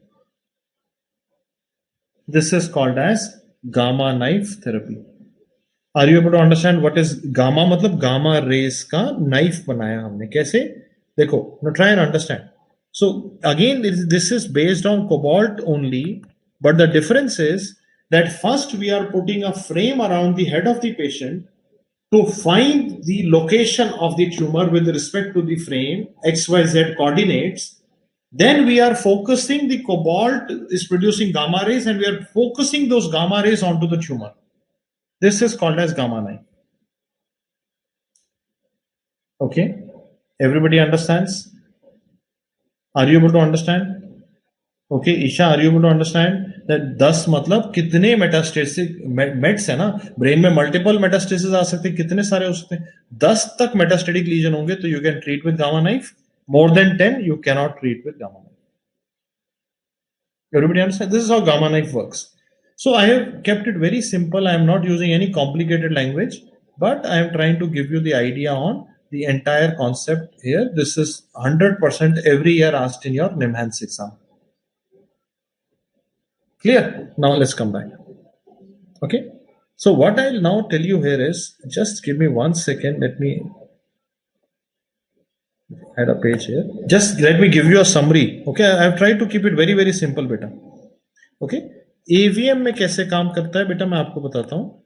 AVM में याद है arterial feeder था, arterioles, then there was a nidus, then there was a draining vein. Remember I talked about this in my first class. Okay. So if I, in gamma knife in the brain, now understand, if AVM in brain is superficially located, you can do a surgical excision. But if it is deep, you can expose the nidus to gamma rays using gamma knife. These gamma rays will cause thrombosis of the nidus by radiation injury. Okay, now try and just give me 1 second to make everything clear to you. You will find what I am telling you are slightly complicated, but you will find it will become very clear to you when you read the notes. I have only told you 3 things so far: alpha, beta, gamma. In alpha, I told you about isotopes called as radium-226, radium-223 for bone metastasis, Radon 222 at environmental radiation, lung cancer. Beta rays, we discussed about phosphorus and strontium. Along with that, we discussed about iodine. In gamma rays, we discussed diagnostic role in nuclear scan. In nuclear scan, I have shown you things like renal applications, cardiac applications, GI applications, thyroid applications of technetium and nuclear scan. And I have also shown you what is a nuclear scan, what is a SPECT scan. And in therapy, I am telling you cobalt 60. Are you clear? Okay, gamma knife is done in single sitting, Sam, single sitting. Okay. Everybody understands? Okay. Now, before I send you to a break, just one line about brachytherapy, which I've already mentioned somewhere. I will just write a small table on brachytherapy. If you keep an isotope in contact with the tumor or in tumor cavity or in tumor substance, that is called as brachytherapy. Brachytherapy का क्या मतलब है? If the isotope is kept in contact with the tumor in the tumor cavity or substance. Cobalt कहाँ पे था बताओ? Cobalt was used in teletherapy. Tele मतलब away. If the isotope source was away from the body, teletherapy. In contact with the tumor, in the tumor cavity, like you must have studied in CA cervix, brachytherapy. Any advantage of brachytherapy? It gives very high dose to the tumor as compared to surrounding tissue.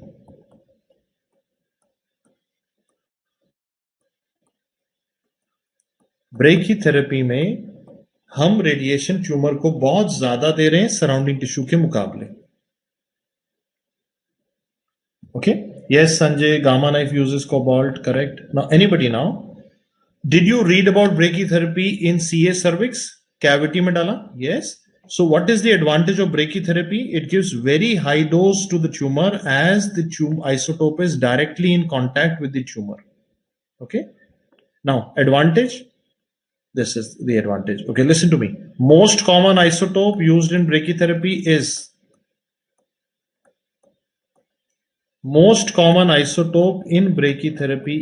iridium-192. In your exam, they will only write IR-192. Don't get confused. Okay. Most common isotope used in brachytherapy is iridium-192. Again, it is killing the tumor with gamma radiation. But remember, it has a half-life of 74 days. It is a source of HDR, which means high dose rate brachytherapy. High dose rate means more than 12 gray radiation per hour.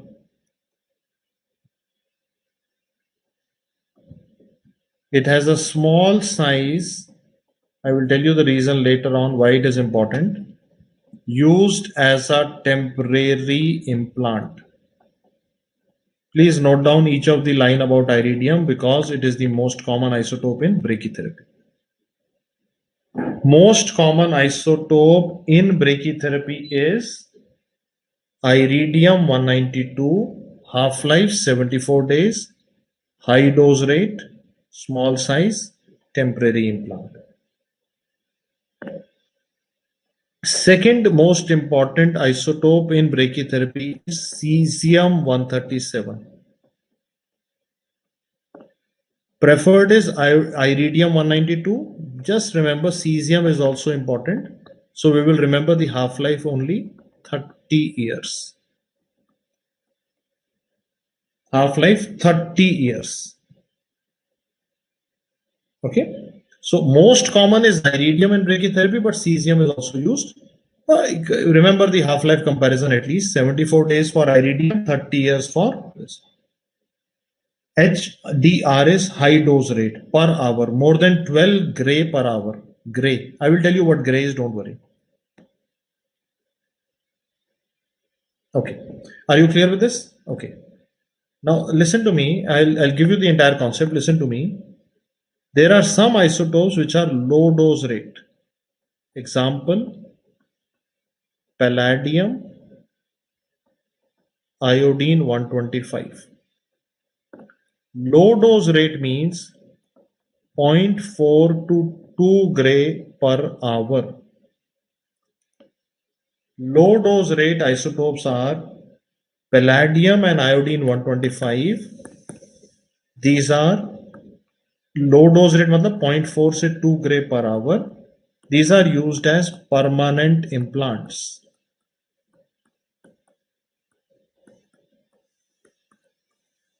These are used as permanent implants. That means once you put them into a tumor, you don't need to take them out. Iridium and cesium were temporary implants. Most important temporary implant, iridium 192. Okay, my question to you is this. Okay, let's see if you can answer better. Suppose you have to use iridium 192 in brachytherapy. Okay, and suppose this is a tumor. How will you use it? Suppose this is a tumor, the doctor will have to insert the isotope into the tumor. But because iridium is high dose rate, if you handle it, you will have radiation to the doctor himself. So nowadays what happens is, we have a machine called as remote after loader. Some of you who might have given Neet PG 2020 will notice this was there in the last Neet exam. So iridium is present in a remote afterloader.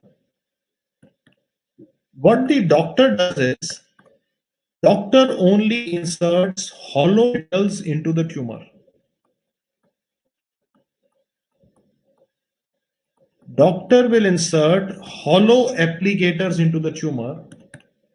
These applicators are connected by tubes to remote afterloader. The doctor comes out, switch on the afterloader. Now when I switch on the afterloader, the isotope travels into these tubes, then into the applicators. So this is what was asked in the last year's Neet exam. Remote afterloaders are used in brachytherapy. Why? So that the doctor does not need to handle high dose rate isotopes.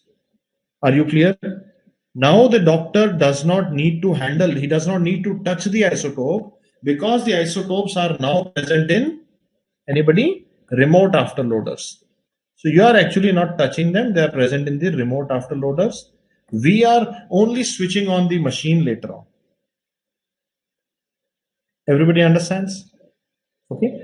Temporary मतलब वो इतना high dose है कि उसको body में छोड़ नहीं सकते, ट्यूमर में लगाएंगे, बाद में निकालना पड़ेगा. While palladium and iodine 125 were low dose rate, so they were being used as permanent implants.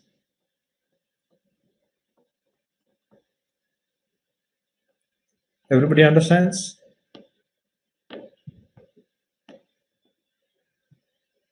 Okay, so this is one question which was there in Neet PG 2020. Last year's Neet PG, they asked a question. Remote afterloaders are used in which type of radiotherapy? The answer is, tell me, answer is brachytherapy.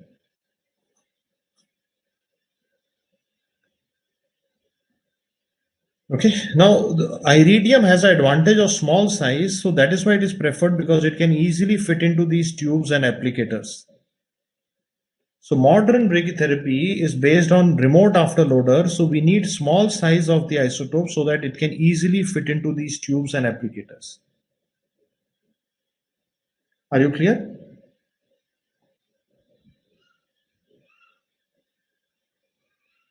Okay. Clear? Okay, now let's see an answer better. Okay, once you are clear, we come back. So where do you keep the isotope in brachytherapy? In contact, cavity and substance.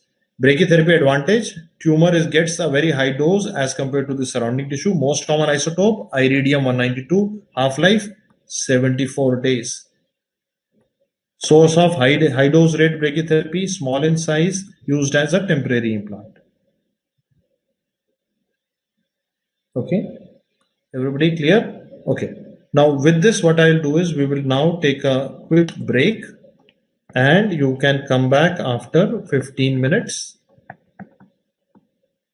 When you come back, we will go forward. I have shown you alpha, beta, gamma. When you come back, I will show you X-rays. I will show you PET scan, proton therapy, and neutron therapy as well. So I'll talk about all the latest things also when we come to the later on part. Okay. So please be back in 15 minutes.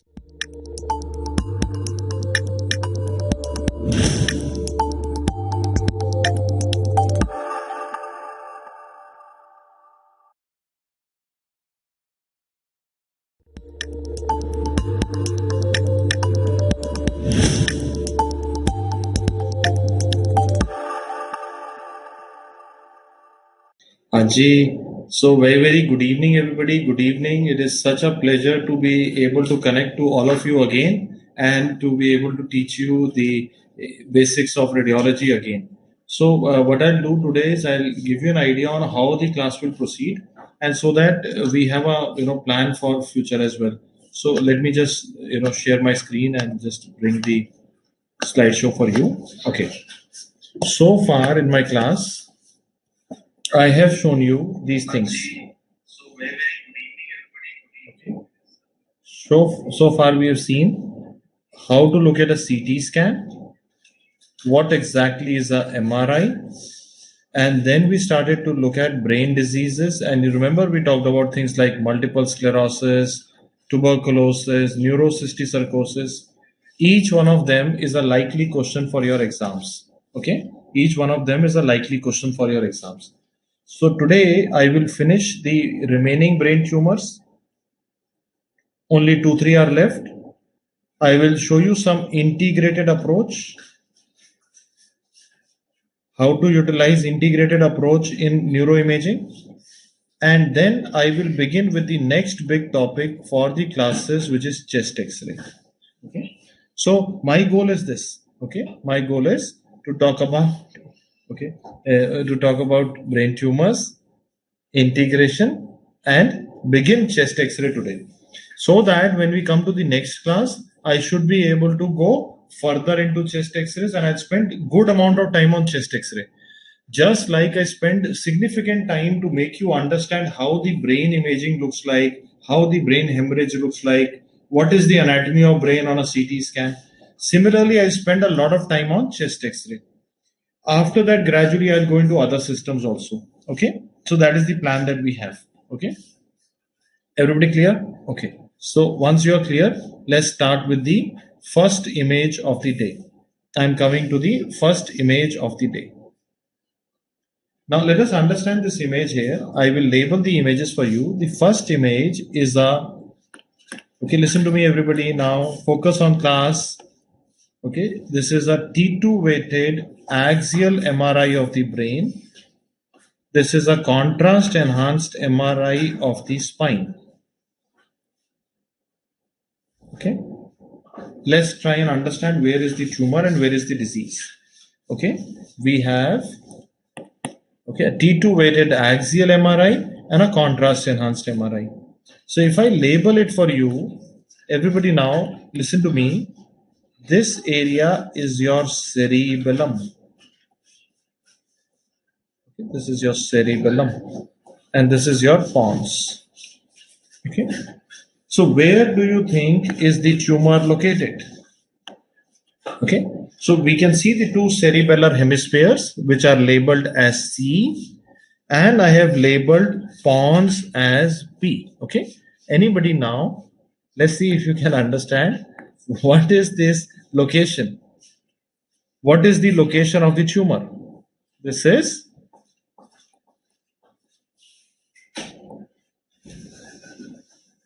vermis. So the midline of the posterior fossa, the midline of the cerebellum is vermis. We are at the first slide of the class, beta. First slide of the class. Okay. So we saw cerebellum, pons, and we saw vermis. Okay.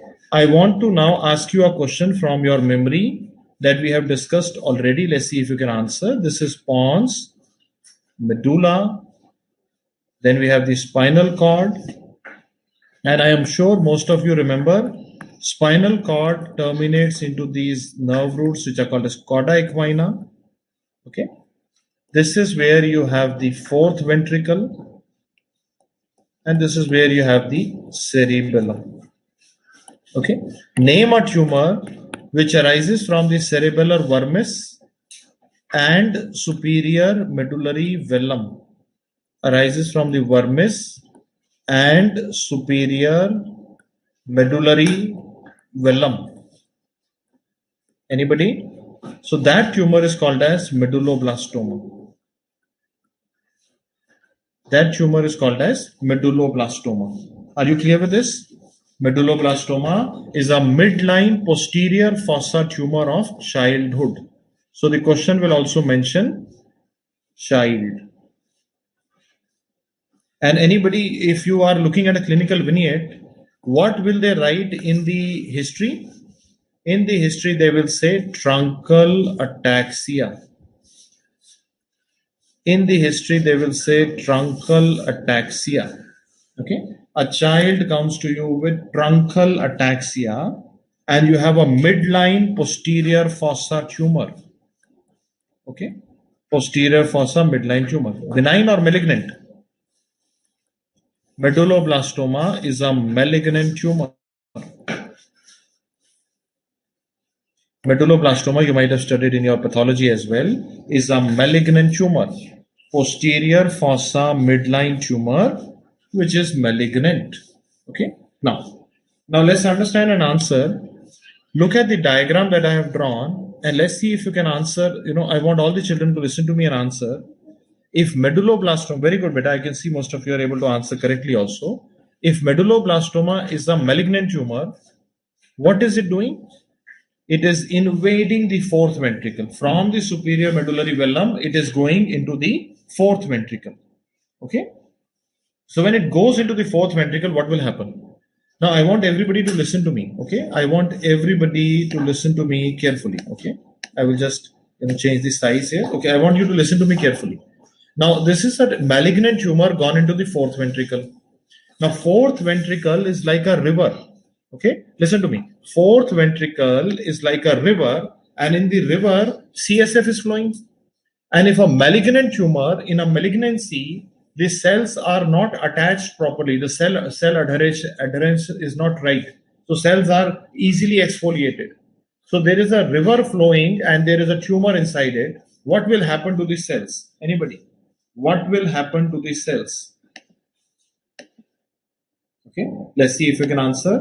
What will happen to the cells? The cells will fall down.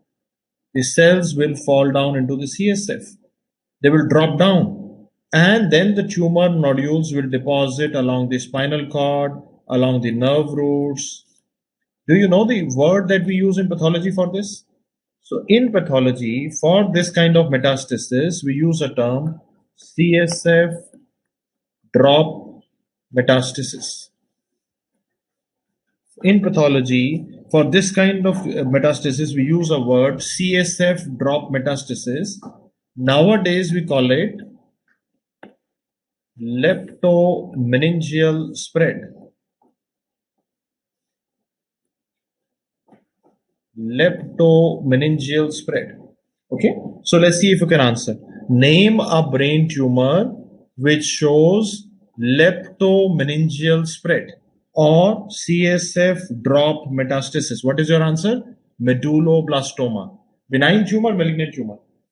It is a malignant tumor of the childhood. Midline location, solid tumor in the cerebellar vermis and superior medullary vellum area. Okay. Now, once you are clear. So what about the radiology of this tumor? We have so far learned only the pathology. In radiology, we need to know two things. First of all, I want you to look at this MRI of the spine. Along the spinal cord, you can see nodules. I'll zoom it also if you can understand here. Along the spinal cord, we can see nodules which are telling me that there is leptomeningeal spread of medulloblastoma along the spinal cord. That is the key that I wanted you to understand here. Now see, let's understand. I'm sure some of you might have bought a cake. Have you ever bought a cake for some special person? Have you ever bought a birthday cake for somebody special? I'm talking about your mummy, beta ji. Okay, and you are getting ideas. Okay, so let's make a birthday cake. Let's see, beta ji. Let's see now. So please see with me. So whenever you go and buy a cake, the person who is selling the cake will always ask you, do you want to write a name?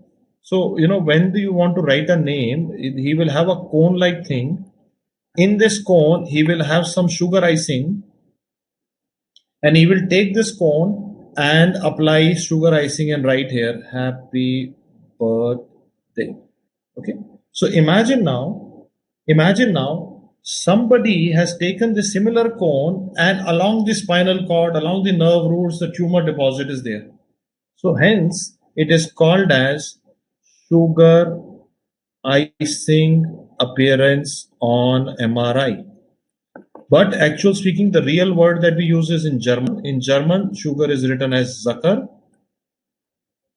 Okay, sugar is written as Zucker, and icing is written as Gus. And you will appreciate this is a previous NEMHANS question. Okay, so they have asked, in which brain tumor do we see Zucker-Gus appearance on MRI? Zucker-Gus means, okay, I don't know who Binod is, but I keep seeing a lot of posts on Binod nowadays, but I don't know who Binod is. But please, enlighten me once you get to know. But the key here is Zucker means sugar, Gus means icing, sugar icing. Okay, sugar icing appearance or Zucker-Gus appearance on MRI seen in medulloblastoma. Another word to remember here is medulloblastoma is the radiosensitive brain tumor. Medulloblastoma is a radiosensitive brain tumor. Now you can see gradually you will be able to understand my technique. My technique is to create these visual flashcards with you. And I'm sure some of you were finding it difficult in the beginning that how to make notes because you were in a habit of writing everything down. But my goal here is to build these beautiful visual cards where we have some location, some malignant behavior, radiosensitivity, clinical feature, childhood, some words, some images, so that when you look at them again, within seconds, you remember everything that we have discussed in the class. Okay, this is called as the flashcard technique. Okay, this is one of the techniques that we always like, and we have actually made a lot of flashcards in your DAMS question bank. You might have seen them. In your DAMS question bank, we have created a space repetition based DAMS decks. Please use them and you will be able to remember a lot of things. Are you clear? Okay, everybody understands. Okay, let's go to the next tumor now. Now this time the patient is an adult, not a child. Where is the tumor located? Where is the tumor located? Please see with me. We can see a tumor here. Everybody focus with me. We can see a tumor here. But then, okay, Zucker-Gus was seen in the spinal cord and the nerve roots. Zucker-Gus was the spread of the tumor. Okay, now listen to me. This tumor appears to somehow utilize the corpus callosum and it is crossing to the other side. We can see a tumor which is crossing to the other side, not respecting the midline of your brain at all. I don't know if you can see it with me or not. This is something, a very pretty thing that you used to play with when you were a child. But I don't know nowadays if you know this or not. This is a butterfly. So this tumor is called as butterfly glioma. Okay, the actual name I will tell you, but popularly we'll say butterfly glioma. Okay, so do you notice a butterfly? To notice butterflies in life, you need to go slow. If you are running and racing to finish syllabuses without actually paying attention to what is being told, you will miss the bus. So, this tumor is crossing the midline of the brain. Any tumor which has no respect, okay, no respect to the midline of the brain, what do you think, benign or malignant? Must be highly malignant brain tumor. So once I see a tumor, heterogeneous tumor, can you see the appearance? It is not homogeneous, it is all heterogeneous, areas of necrosis in between, crossing the midline, then I always mark the answer as glioblastoma.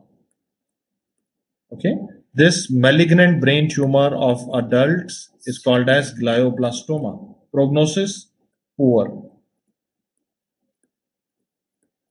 Okay, prognosis is poor. Despite the best available treatment today, the mortality is very high, and we need to know that it is also in clinical wards. Often we use a word death warrant tumor. That means as soon as a radiologist is signing a report and saying glioblastoma, in effect you are signing a death warrant because the mortality is very high. It is a poor prognosis tumor. Everybody understands? So the key is, now that you have understood the basic concept, one look at the tumor, you will be able to pick it up. You will be able to see and you will be able to answer that okay, it is crossing the midline. Everybody understands? Okay. Now, let's see if you can answer my question. Okay. Let's see if you can answer my question. Okay. Let's see if you can answer better. Listen to me, है ना?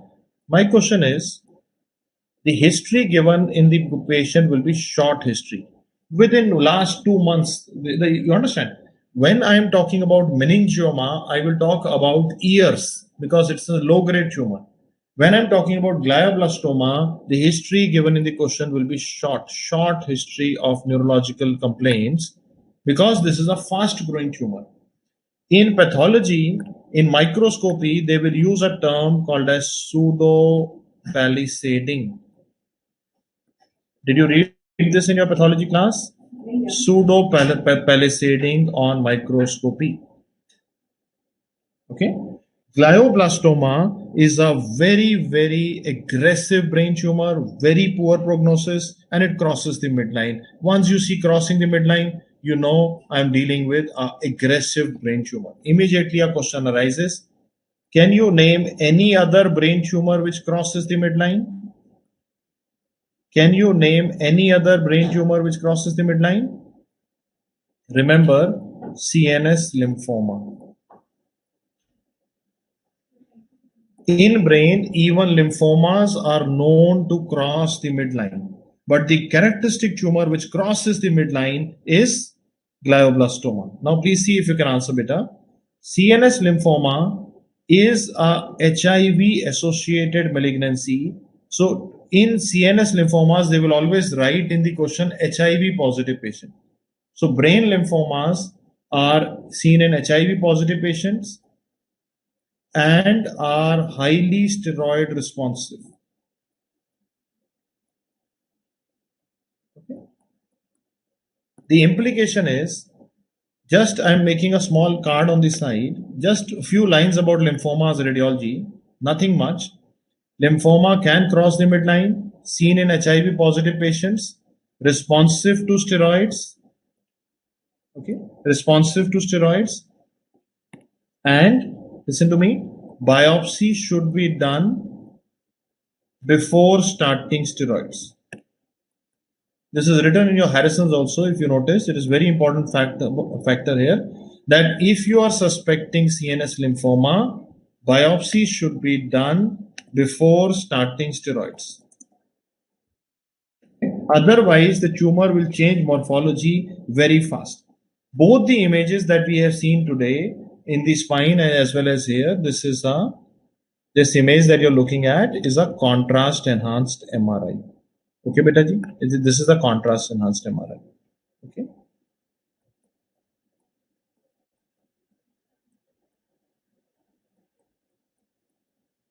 Okay, so there are few lines about brain lymphoma that we need to remember in radiology are it can cross the midline, it is seen in HIV positive patients, highly responsive to steroids, and so we need to do biopsy before we start steroids.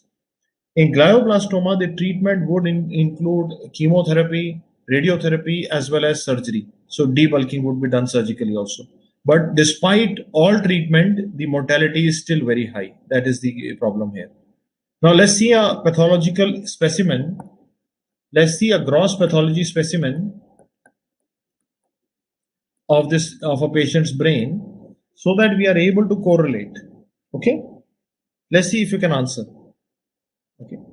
My question is, बच्चे confirm कैसे करोगे ना MRI पे you have a doubt that you are looking at lymphoma but बताओ कि कैसे कि वो सच में लिम्फोमा है बायोप्सी तो करनी पड़ेगी ना so that is where the problem is after giving steroids the morphology changes so you might not get the tissue that you need okay the pseudopalisading was for glioblastoma beta okay now see look at this gross pathology specimen now suppose you don't know pathology and suppose we know radiology we don't know pathology when we are looking at this specimen, we can immediately see there is a tumor crossing the midline. Okay, there is a tumor crossing the midline.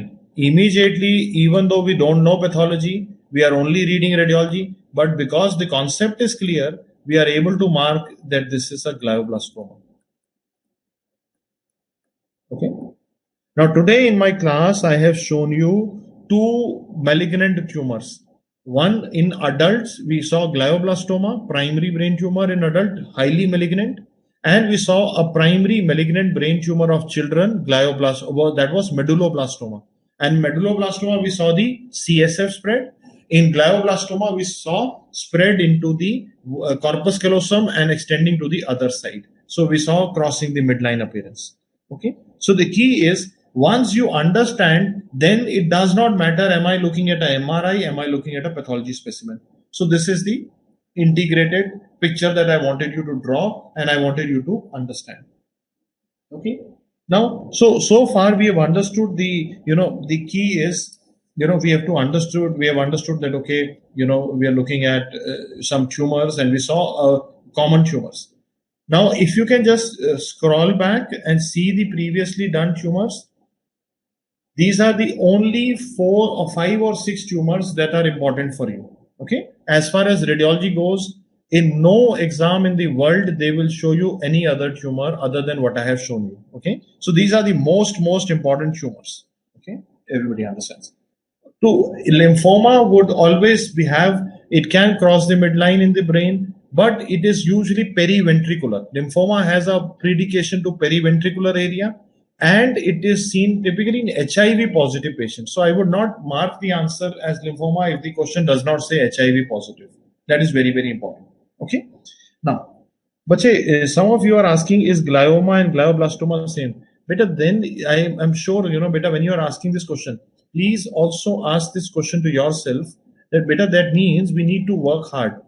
बच्चे देखिए मैंने क्या देखा कि अगर मेरे concepts कमजोर होंगे और मैं पढ़ूंगा भी नहीं तो फिर और पीछे हो जाएंगे बेटा है ना ग्लायोमा का मतलब होता है ये ट्यूमर बेटा एस्ट्रोसाइटोमा सुना किसी ने पहले एपेंडाइमोमा oligodendroglioma. You might have read about this. And glioblastoma is again a glial tumor, but of very high grade. Very high grade. When you say malignant variety, we'll call it glioblastoma. But when we say glioma, usually we mean these three varieties: astrocytoma, ependymoma, and oligodendroglioma. Okay. Once you're clear. Okay. Let's see if you answer. Okay. Now let's look at an integrated question now. You are sitting in your radiology department. A child comes to you for CT brain and he is looking like this. You can see his picture. Okay. And his complaints are seizure. Okay. What eye complaint do you think he can have? What eye problem do you think he can have? Anybody now? Let's see if you can correlate. A child comes to you looking like this. You can see his face on the screen and seizures. Okay, and seizures. Now let's see if we can answer. So this image, you can see there is reddish discoloration of half of his face. This is called as port wine stain. Port means Portuguese. So Portuguese wine is more sweet in taste, and many people have it after dinner as a dessert. So it is like a sweet taste, dark colored wine. So it's a port. Port means Portuguese wine color. Okay. So port wine stain, and if you have seizure, that means there is some neurological complaint, and there is some cutaneous complaint. And you might have studied the same in dermatology and ophthalmology also. I'm just trying to integrate. This is a neurocutaneous disorder. This is a sporadic neurocutaneous disorder called as Sturge-Weber syndrome. Another name for Sturge-Weber syndrome is encephalotrigeminal angiomatosis. Okay, beta. Another name for Sturge-Weber syndrome is encephalotrigeminal angiomatosis. That means this patient along the encephalo matlab brain and along the trigeminal distribution has angiomatosis, means abnormal vessels. Okay. Now let's see if we can answer. So he not only has abnormal vessels on the brain and face, he also has abnormal vessels in the choroid of the eye. And that is why this disease is associated with congenital glaucoma. Are you clear? Sturge-Weber syndrome is associated with congenital glaucoma. Okay. What about brain? What about brain? In his brain also, on the same side as the facial nervus, on the brain also, on the same side as the facial nervus, you will have angiomatosis.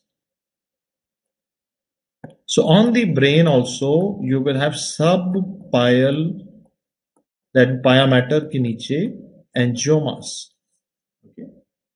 These subpial angiomas, listen to me everybody, these subpial angiomas, okay, will lead to stasis and hypoxia in the underlying brain.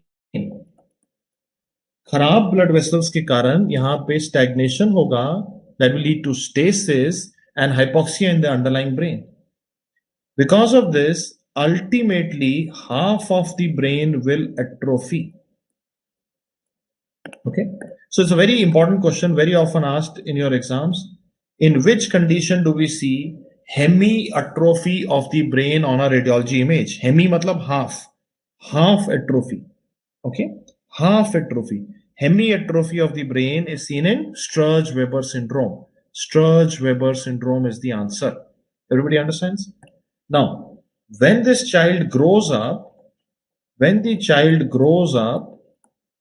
because of hypoxic damage, these gyri will become damaged and they will start getting calcified. Okay? Because of hypoxic damage, you will start developing gyral calcification. When the child grows up, he will develop gyral calcification. Let's try to now see the radiology. So we have only understood what is happening. We are now going to see the radiology. I want you to see the first CT scan here. Okay, I want you to see the CT scan. Anybody? Where is the problem? This is the normal side, and beta G, this is the abnormal side. Okay, I want you to compare the volume. I want you to compare the volume here. Is everybody convinced that this is the normal volume and this is the reduced volume? So that means there is hemiatrophy. And not only there is hemiatrophy, you can also see there is calcification, taking the shape of your gyri. So we'll say gyral or gyriform calcification. What do you think now? Sturge-Weber. So you can understand now, we were looking at the cutaneous part, but in the radiology part can also be asked in the exam. So this is the typical image of a patient with Sturge-Weber syndrome. And when we take X-ray of these people, the gyri which are calcified, they look like this. The gyri which are calcified, they look like this. Okay. When we do a X-ray of the skull, the calcified gyri look like this, like two parallel lines. And wherever foreign people have seen two parallel lines, they have always called it tram track. So it's called as tram track sign on skull X-ray. Okay. Are everybody clear? Okay, because this disease, beta, if you notice, beta G, if you notice, you had in the brain also half and face also, if you notice, na, ek hi taraf pe tha na. So it is just a one-sided disorder. It's happening on one side of the face, one side of the brain. It's not on both sides. In dermatology also, you will see the same thing. That is why only the half area is involved. That is why hemiatrophy. That is why only half of the brain is showing calcification. Are you clear with this or not? So now, if I may ask you, you will gradually be able to pick up what I'm trying to build up. Now you have in front of you a flashcard showing you Sturge-Weber syndrome. Is it an inherited disorder? No, it is not inherited. It is sporadic disorder. What is another name? Encephalotrigeminal angiomatosis. Associated in the eye, congenital glaucoma. Brain, hemiatrophy, gyral calcification, tram track appearance. Face, port wine stain in clinical finding. Okay, everybody understands? Are you able to understand the concept? So this is what I call as a flashcard, where we've tried to put up the picture so that once you look at it later on, it becomes neat and clean, and we are able to quickly look at it. Okay, these are the important words to look at. So this is what the toppers are doing. Toppers are not reading text like da, da, da, da, da. They are looking at the keywords so that they understand, okay, this is the most important things to know, so that I'm able to, despite studying less, I should be able to get more ranks. So that is where we need to understand the concept. Everybody understands? Okay. So this was the X-ray that we were looking at. Some of you missed it. So let me try to zoom it. Okay, I think we zoomed it too much.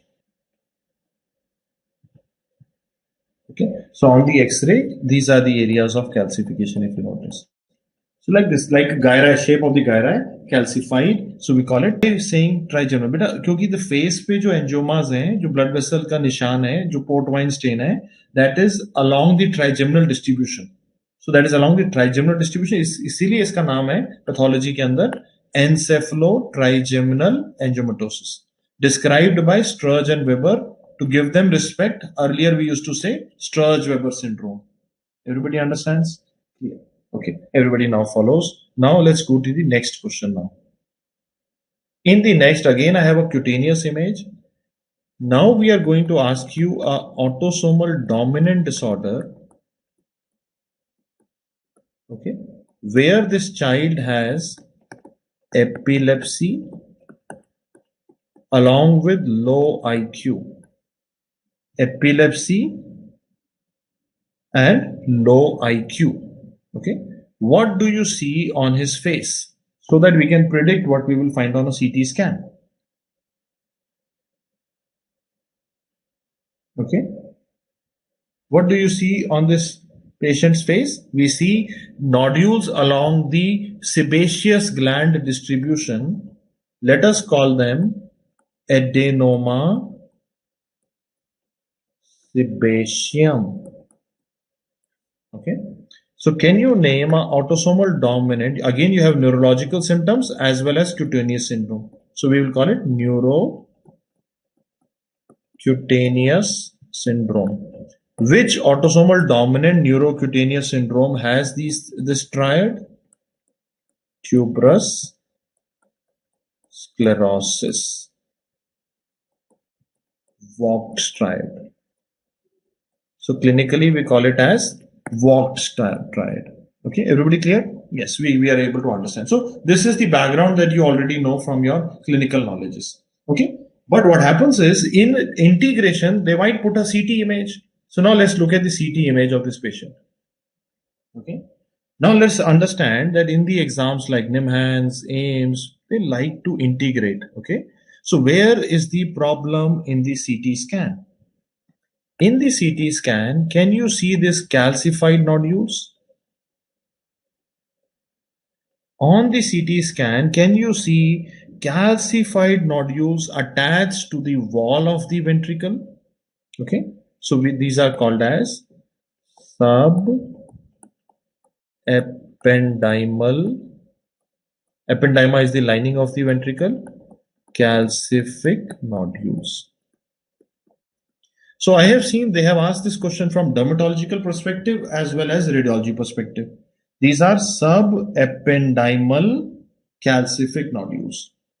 Another feature that we might see in this patient's brain, although we don't see on this CT scan, the patient can have in his cortex tumors,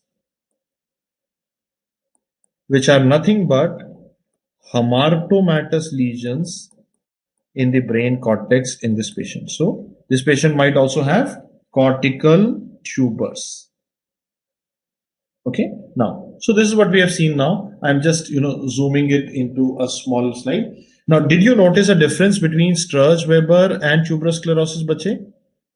Tuberous sclerosis is autosomal dominant, while Sturge-Weber was a sporadic disorder. Sturge-Weber, we had only half of the face having problem. Here, the problem is bilateral. Did you notice? And also, did you notice here the problem is also going to affect other systems. Sturge-Weber only affects the encephalo, means brain, and trigeminal area and the eye in between. So that was the area. But here, the involvement will be more. Let's try to understand more. Let's see if you can answer. Okay. In tuberous sclerosis, can you have any brain tumor associated with tuberous sclerosis? So we did not have any brain tumor in Sturge-Weber. Sturge-Weber में कोई brain tumor नहीं था. Tuberous sclerosis can be associated with brain tumor. Let's see and understand. This brain tumor is called as subependymal giant cell astrocytoma. Okay, you might have read about this in your pathology class as well. We call it SEGA. Have you heard of this before? Okay, very, very important. So, which brain tumor is associated with tuberous sclerosis? Subependymal giant cell astrocytoma. In Sturge-Weber, we did not have any brain tumor, but in tuberous sclerosis, brain tumor can be associated. Where is this tumor located? It is located at the foramen of Monro. And that is why, if you notice, when my first class, I spent time in explaining to you foramen of Monro, lateral ventricle. So foramen of Monro are the foramina which are connecting the lateral ventricle. These are your lateral ventricles. This is your third ventricle. So foramen of Monro connects the lateral ventricle to the third ventricle. Subependymal astrocytoma is most commonly located in area of foramen of Monro, where the lateral and the third ventricles come in contact. This is the area where you have SEGA in a patient with tuberous sclerosis. Okay, very good. So this is one of the important questions that they will ask you. So in Sturge-Weber syndrome, you do not have any brain tumor. In tuberous sclerosis, you can have a brain tumor. Another thing of notice here is, let's see if you can understand. This is a CT abdomen now of the same patient. This is your vertebra. These are your psoas muscle on either side. Which organ do you think abuts the psoas muscle? Along the psoas muscle, you should have your kidney. That means these two things are your kidneys. The kidneys appear enlarged. Not only they are enlarged, they also have dark areas inside. This dark area means fat containing areas. These are angiomyolipomas. Okay. Tuberous sclerosis complex is associated with angiomyolipomas in the kidney. Are you clear with this or not? Yes, very good. Angiomyolipomas are now believed to be picomas. According to the pathologists, they believe it to be picoma. What is a picoma? Perivascular epithelioid cell tumor. Angiomyolipomas are picomas. These are perivascular epithelioid cell tumors associated with tuberous sclerosis. Okay. Two quick one-liners for you. Which cardiac condition is associated with tuberous sclerosis? In tuberous sclerosis, you can have cardiac rhabdomyomas. Very important question. Which cardiac tumors are associated with tuberous sclerosis? Rhabdomyomas. Okay, very good. And which eye condition? What eye condition is associated with tuberous sclerosis? You can have retinal astrocytomas. So that is why you will read about this disease in medicine also, ophthalmology also, dermatology also, radiology also. Okay. So retinal astrocytomas are associated with tuberous sclerosis. Very good. I can see some of you are very, very bright and all of you are very, very smart. Let's see if you can answer. Let's look at some pathology now. Look at this pathology specimen and tell me what can happen to the lungs in a patient with tuberous sclerosis. In lungs, in a patient with tuberous sclerosis, you can develop multiple lymphatic cysts. Multiple lymphatic cysts scattered in both the lungs. Okay, this condition is called as lymphangioliomyomatosis. Okay, I can write it as LAM. Tuberous sclerosis is associated with lymphangioliomyomatosis of the lung. बेटा kidney bright नहीं dark लग रही है ना बेटा, देखो ध्यान से देखो, can you see this dark areas बेटा, है ना, डार्क है ना, this is all because of fat and kidneys are enlarge because of a tumour. कहीं भी ट्यूमर होगा वो चीज बड़ी हो जाएगी, है ना. Let's see if you can answer. So which lung condition is associated with tuberous sclerosis? LAM. What is LAM? Lymphangioliomyomatosis. LAM can also be seen sporadically, almost exclusively in young females.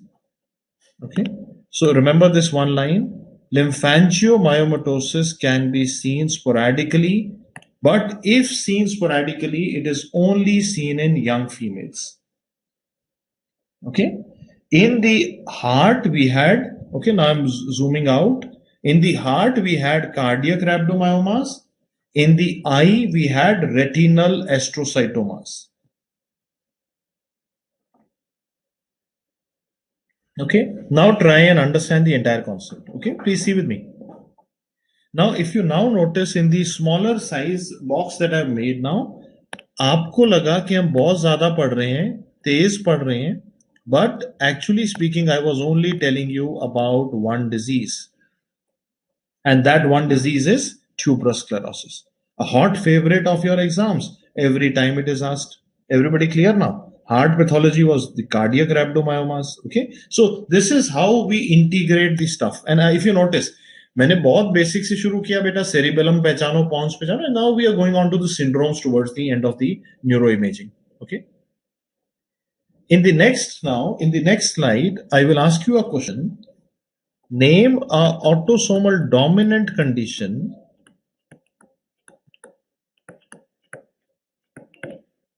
autosomal dominant condition in which hypoxia induced protein is produced in excess, uncontrollable. Okay, so in this autosomal dominant condition, okay, hypoxia induced protein is being produced in excess. Okay. Now the body thinks there is hypoxia.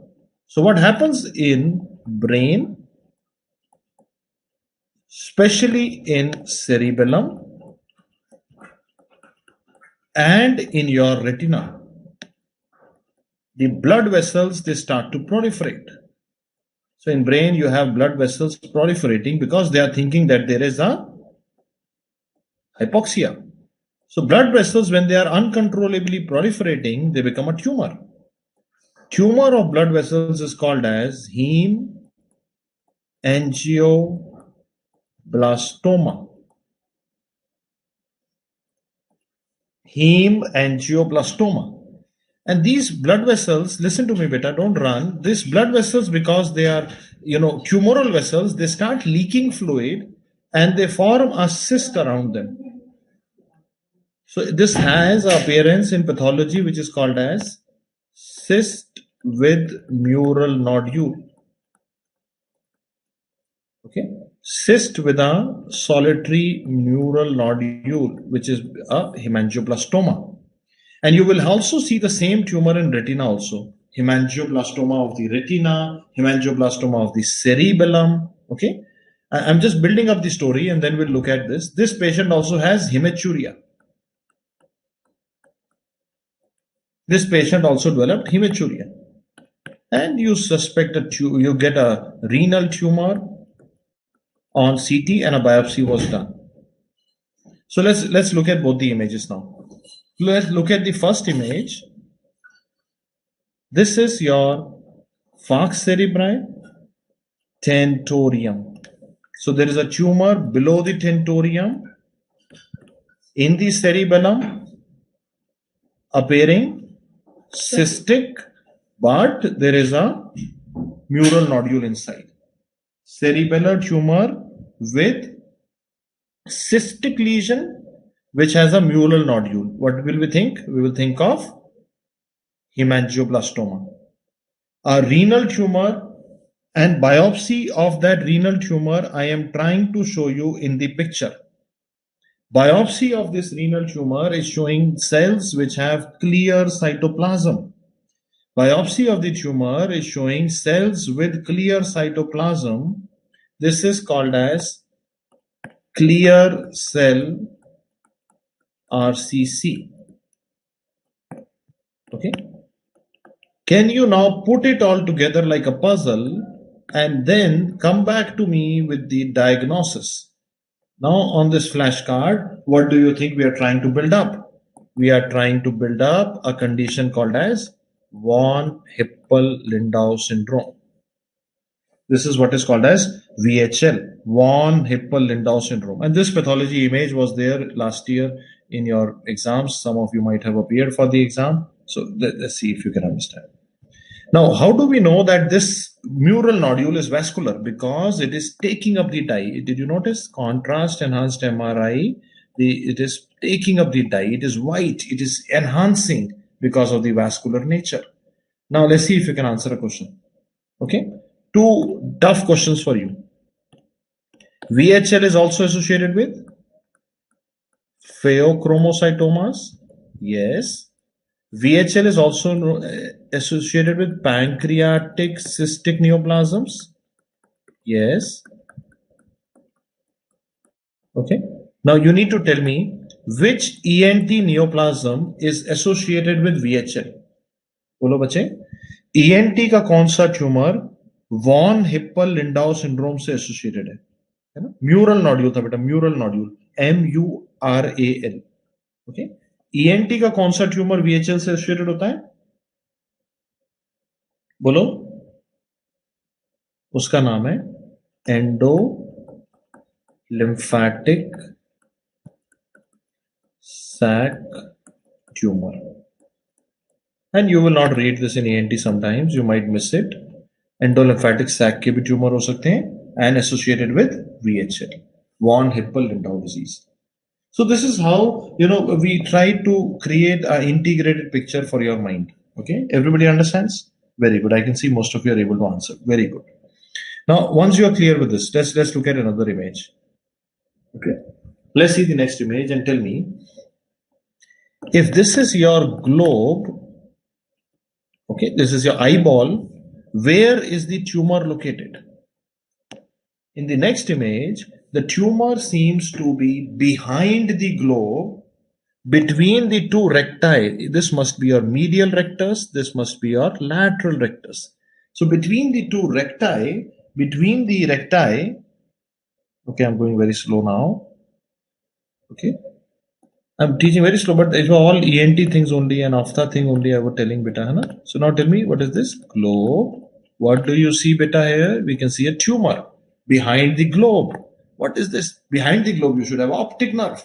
So there is fusiform enlargement of the optic nerve. This fusiform enlargement of the optic nerve is seen in optic gliomas. You might be wondering what investigation is this? This is a contrast enhanced MRI. Tumor is taking up the dye. This is an optic glioma.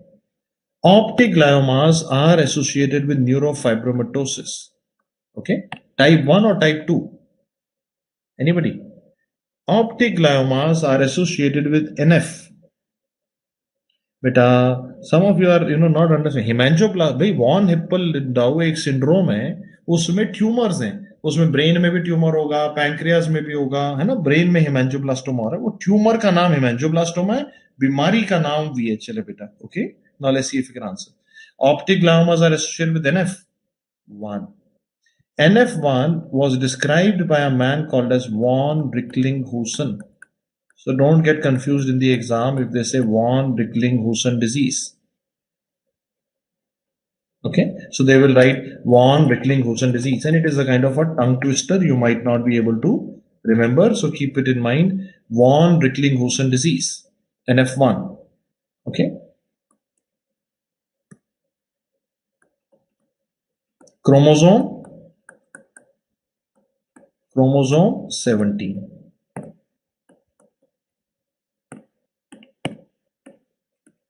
Chromosome 17 is the association. Okay, very good. Now, but NF1 is also a neurocutaneous disorder, just like the others that we saw so far. But NF1 is different from others because it is also associated with bony defects due to mesodermal dysplasia. NF1 not only has optic gliomas and neurofibromas, it also has bony defects. In many people, the sphenoid bone in NF1 is not properly developed. We will call it sphenoidal dysplasia. Okay. Gokul beta, if you notice now, you are saying कि sir ये retinoblastoma क्यों नहीं है? Retinoblastoma बेटा retina से आएगा. अगर वो रेटिना से आएगा तो it will be inside the globe होगा ना, ग्लोब के अंदर होगा बेटा, ये पीछे है उसके. मैंने बोला ना ये ग्लोब है, it is behind the globe. यही गलती होती है पेपर में, जब हम सोचते नहीं है, जज करते हैं तो गलती हो जाती है. You understand my point? Or we need to look at it that the tumor was behind the globe, must be optic glioma. If it is within the globe, calcified, you think of retinoblastoma that the ophthalmology faculty must have shown you. Now see, NF1 is also associated with bony defects like sphenoidal dysplasia. The greater wing of sphenoid in NF1 is absent. Okay, this appearance is called as bare or empty orbit sign. Okay.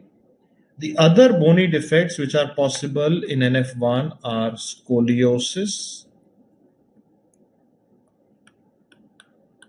tibial pseudoarthrosis,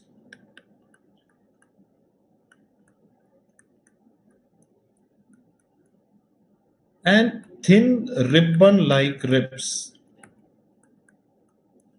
So NF1 has bony disorders, bony defects like bare orbit sign, scoliosis, tibial pseudoarthrosis, ribbon-like ribs.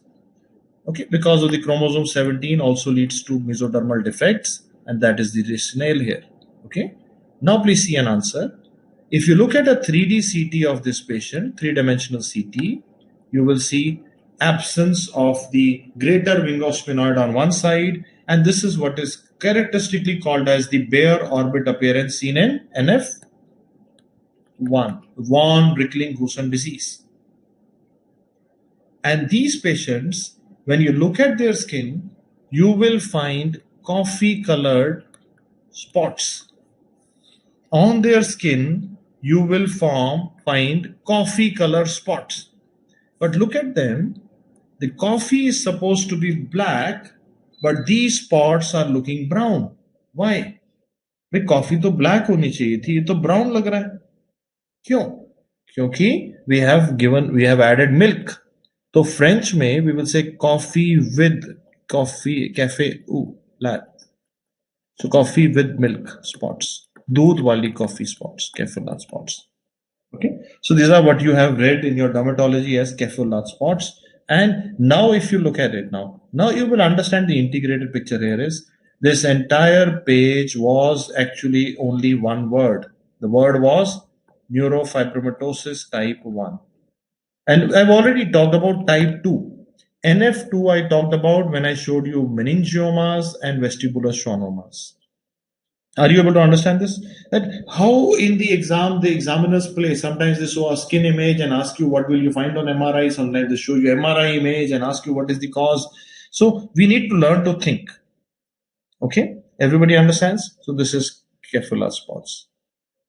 Everybody enjoys? Okay. So the key is in enjoying. Once you start enjoying, you start making beautiful notes. If you're not enjoying, you will not make beautiful notes. But when you are enjoying, you will make beautiful mind maps with small keywords written there, which should be able to read. You should be able to read fast. Okay. Now what I do is after we have finished all this, I will actually begin with a topic which I wanted to begin today, but we were like going a 1 hour late in the class from the last class. So I just finished off the brain. Now we will shift over to a very, very important topic in radiology called as chest X-ray. Okay, everybody understands? In the next, we will look at a next topic called as chest X-ray. Chest X-ray is very, very important, beta. Hai na? Any medical doctor is supposed to know chest X-ray.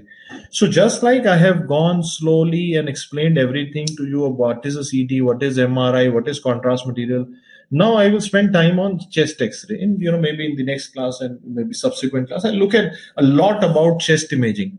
And I'll also look at some chest CTs also on the side. And I'll try to give you chest X-ray as well as chest CT in my discussions. Okay. So let's start looking at the chest X-ray image in front of you. Okay. Everybody now, let's see an answer. I'm sure some of you will be able to answer. Look at the image here and tell me, what is the position of the patient when he's getting this X-ray done? Erect. Okay. Can you see? Okay, I'm going very slow. Okay. But I am actually going the most slow possible. I have only, actually, if you notice, I have just 4 diseases I have shown you. 4 diseases in 1 hour actually, with only one image and some clinical and dermatological correlation. And, okay, I will go slow. Okay, I will go slow now. Okay, I thought, maybe in your pathology and derma class recently, you must have done the cafe lat spots and all those things. So that's why I was going a little fast. Okay, that's okay. Okay, maybe that in that class also you were not looking at the teacher. Okay, only 4 things we have seen, beta. We have only seen Sturge-Weber, NF1, tuberous sclerosis, and von Hippel-Lindau. That's all. We just 4 syndromes we saw, and we just created some MCQs, integrated MCQs based on them. Okay, that is all what we saw. Okay. Normally in a normal class, I might have done it in 15 minutes also, but on the app, we have to go a little slow to make sure that everybody is following up. Now see with me. So this patient is erect, and okay, I'm going very slow, bache. And he has taken full inspiration. Okay. Everybody understands? Everybody understands? उसे पूरा सांस लेके रोका हुआ है. Okay. Full inspiration. Okay. And he has rotated his shoulders forward. उसने shoulders को आगे rotate किया so that the scapulae are removed from the lung field. जब मैं अपने हाथ ऐसे करूंगा तो scapula lung से हट जाएंगी. The rays are coming from behind. Film is kept in front. Okay. Can you name the X-ray that I'm trying to show you? This is called as chest X-ray PA view. Okay, because the rays are coming from posterior and the film is anterior. We will call it chest X-ray PA view. Everybody clear? Okay. Okay. Very good. Now, second question. Okay, let's see if you can answer. Okay, what is the distance? Okay, everybody listen to me. Listen to me.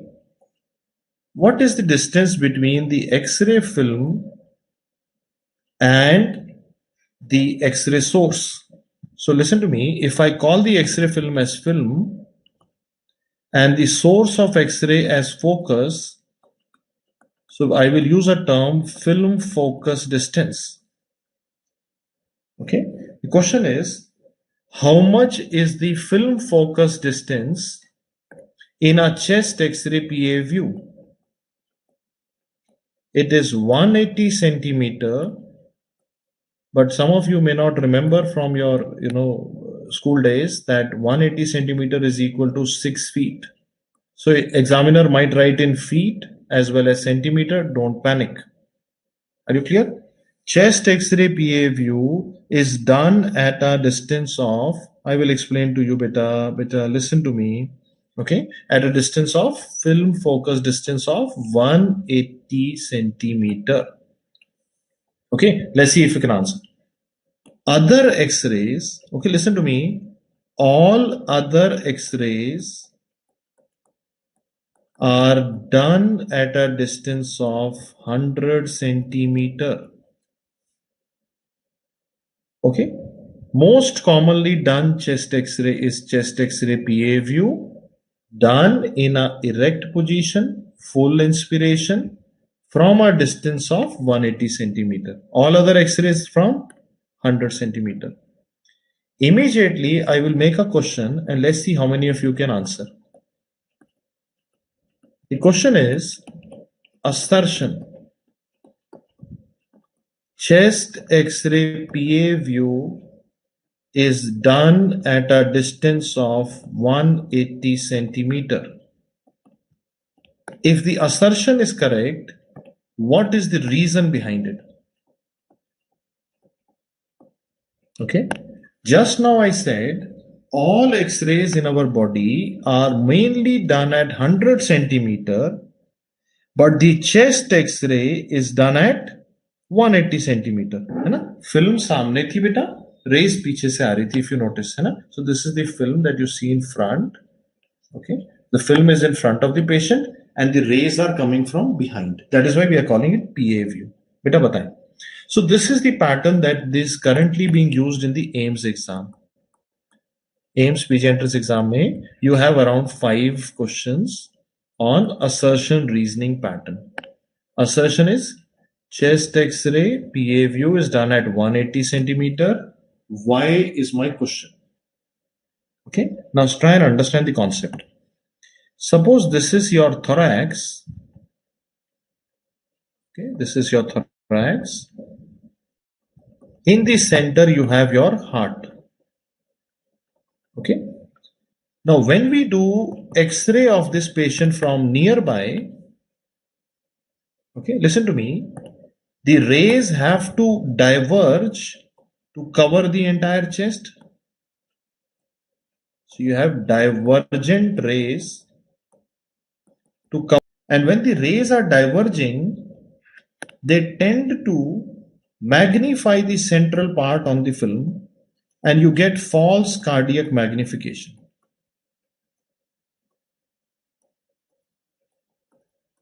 Okay, but when we go to 180 centimeter, which for our technical purposes we are saying we go to 6 feet, it is almost as good as going to the infinity. So when you go to the infinity, the rays become Tell me what happens at infinity. The rays become, which kind of rays will meet at infinity? Parallel. The rays will become more parallel. They will not be divergent. They will be more parallel. So what happens is there is no cardiac magnification or less cardiac magnification. Are you clear? So this is the rationale behind it. That why chest X-ray PA view is done at 180 centimeter. The answer is to reduce cardiac magnification. Everybody understands?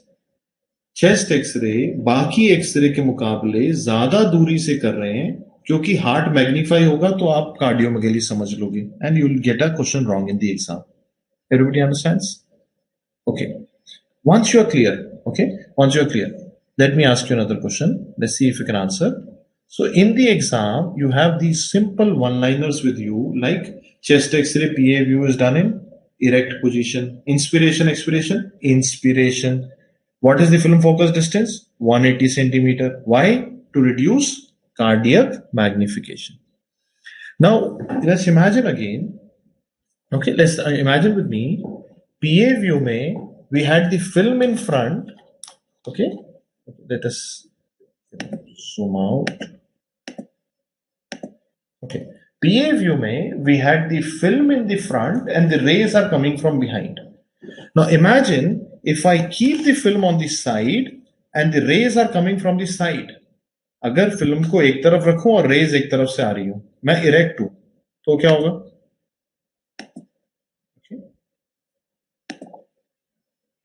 Let's see if you can answer. So now imagine the next image, and these are just small things. The exam will be more tough, okay? I'm just telling you the basics to, again, just like in CT, we always build up the basics, then we go to syndromes and all those things, okay? This is the film beta. The rays are actually coming from one side and the film is on the other side. We will call it as lateral view. इसको क्या बोलेंगे? Lateral view. Okay? Okay, which lateral view we will call it? So, जहां पे film रखिए. So, if I keep the film on the left side, you will call it left lateral. If I keep the film on the right side, you will call it right lateral. इतना याद कर लेते हैं. Lateral view मतलब film एक तरफ है, rays एक तरफ से आ रही है. Okay, very good, brilliant. So I can see some of you are so smart, and most of you are so intelligent. Okay, now see, better let's see if you can answer. Now in the next image, I just want you to understand with me. This is the patient. The rays are coming from behind, and the film is kept in front of the patient. Okay. Okay, in the next image, the rays are coming from behind and film is in front of the patient. What type of X-ray is this? What type of X-ray is this? Rays are coming from behind. Rays पीछे से आ रही हैं, posterior से आ रही हैं, film है आगे रखी है anterior. Anybody now? Now you might think that this is PA view, but this is not PA view. PA view में patient should be erect. Here the patient is lying down on his side. So here we use a term lateral decubitus view. Most of the MBBS graduates, they don't understand the terms and they will go hi-fi things first. So I want to build up gradually and I will reach to all the level that you need to reach. But I want you to understand the terminology. Lateral अलग है, lateral decubitus अलग है, PA अलग है. PA में patient erect है, okay, and the patient erect है, film सामने है. Lateral में film side पे patient erect, raise side से आ रही है. Lateral decubitus film सामने है, लेकिन patient lateral मतलब side पे, decubitus मतलब curved पे लेटा हुआ है. Okay, so this is lateral decubitus view. Everybody understands? Everybody clear? Okay. Now let's see if you can answer. Let me bring some concept for you. Let's see if you can understand the concept. Let us see some basic idea here. Let's see now. Okay, everybody. Now suppose you have a bottle with water inside. Okay, water is occupying only this much length. Okay, itna area occupy kar raha hai, itna sahi. Now if I make the bottle lateral decubitus, water will Spread, पानी फैल जाता है, पानी फैल गया. Now it is occupying this much length. Everybody understands? The water was occupying only this much length. I'm just utilizing the home techniques here because of, we are at home, so we can do some magic together. देख रहे हैं कैसे? Okay. Now, once you are able to see, बच्चे देखो, once you are able to see that, listen to me बेटा, भागो नहीं, सोचो एक बार, है ना, आराम से सोचते हैं. Okay, so if you have pleural effusion, what will be better X-ray to look at pleural effusion? Lateral decubitus. क्यों? If I ask the patient to lie down on the side, अगर वो प्लूरा में पानी होगा, pleura में कोई चीज, pleura तो पोटेंशियल स्पेस है वहां पे, तो वो फैलेगा, and we'll see that length will increase and we'll be able to see it better. Everybody understands? Everybody understands the concept? Okay, so we're using some home technique here, but see with me here. अब बच्चे देखना. So I am sure now you can understand. This is a lateral decubitus view. There is an opacity here in the dependent part. You can see a opacity in the dependent part, and this opacity appears to spread. फैल रही है जैसे पानी की तरह. क्या है ये? Pleural effusion. So you start understanding now. Okay, now once you're clear, okay, this is the side which is down and this is the side which is up. Okay, so this is a right lateral decubitus क्योंकि right side को हमने नीचे किया हुआ. Now let's see if you can answer. What is the best X-ray for pleural effusion? Any one of you can answer now. What is the best X-ray for pleural effusion? I just taught you. The answer is lateral decubitus. How much minimum fluid can be seen on a lateral decubitus view? Okay, 15 to 25 ml. Okay, 15 to 25 ml fluid can be seen on a lateral decubitus fluid. You need to see it on a chest X-ray PA view. On a chest X-ray PA view, we need 150 to 200 ml fluid. Okay, everybody understands? On a chest X-ray PA view, on a routine chest X-ray, कहाँ पे देखेंगे pleural fluid? सबसे नीचे. पानी देखो नीचे जाता है. सबसे नीचे you have the CP angle, the costophrenic recess. So you will see the pleural effusion in the CP recess if you have 150 to 200 ml fluid in the lung. Everybody understands the concept? Chest, routine chest X-ray के लिए 150 ml चाहिए, लेकिन lateral decubitus can even show you 15 to 25 ml fluid. If both are given in the choice, 25 ml is the better answer to mark. Okay, my question is this. Beta ji, what is the investigation of choice for pleural effusion? अब बताना है आपने बेटा. What is the investigation of choice for pleural effusion? Anybody? So the investigation of choice for pleural effusion, however, is not an X-ray now.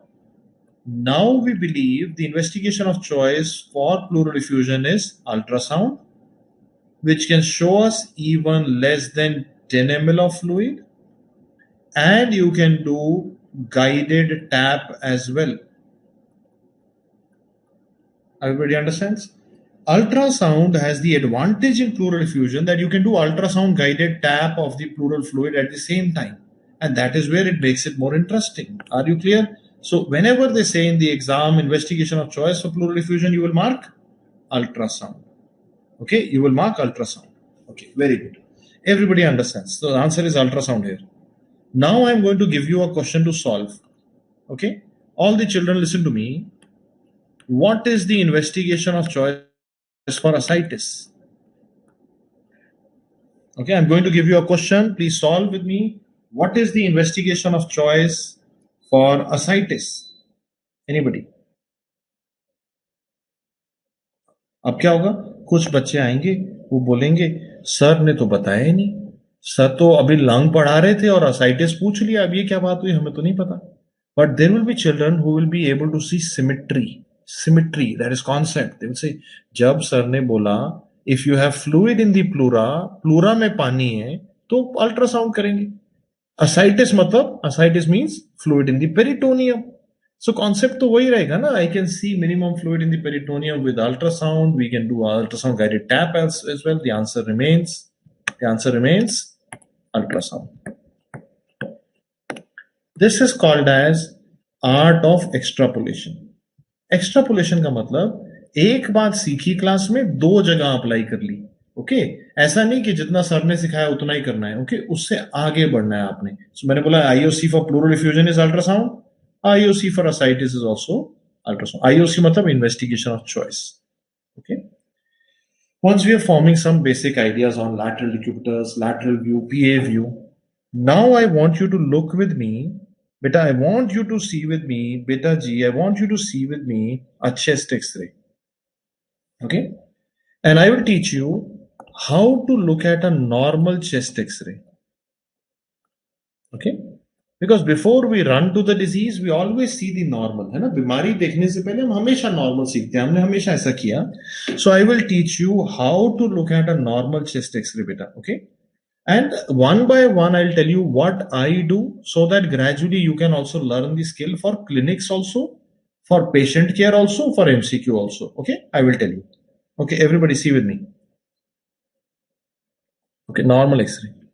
First of all, whenever I start looking at an X-ray, I see his spinous process. Okay. And medial end of the clavicle. Okay. First of all, on a chest X-ray, I see his spinous process and medial end of the clavicle. Okay, everybody. So if I use one or two lines Hindi, don't worry. Next line I'm always translating. I always speak in both the languages. Okay. So don't panic in between. If I say pani, then I say fluid. Okay, I always repeat it at the same time. What is this, beta? Tell me. The spinous processes. So in the X-ray, we can see the spinous process of the vertebra in the film, and this is where you have your clavicle, the medial end of the clavicle. Okay, everybody understands? So we always measure the distance between the spinous process and medial end of the clavicle. If the patient is properly positioned, this distance should be equal. The distance between the spinous process and medial end of the clavicle should be equal on either side. If unequal, we will call it rotation. Okay. If the distance between the spinous process and the medial end of the clavicle is unequal, we will call it rotation. This is how you identify rotation on a chest film. What do we mean by rotation? What is the meaning of rotation, beta? What is the meaning of rotation? Okay, let's try to understand the meaning of rotation. So we come back and we remove this and understand. Okay, beta dekhiye. Bache, everybody look at me.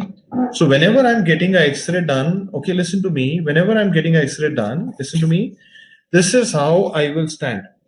Okay, my both chest should touch the film equally. My both chest wall should touch the film equally. Okay. But many times a patient is not aware of all this. He stands like this. You understand?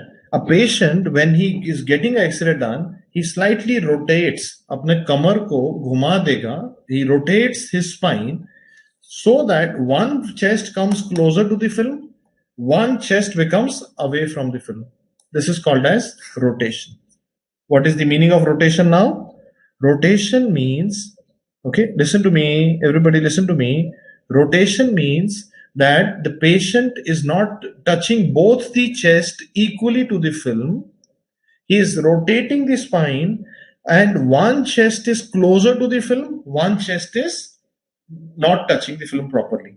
Everybody understands now? Is it clear? Okay.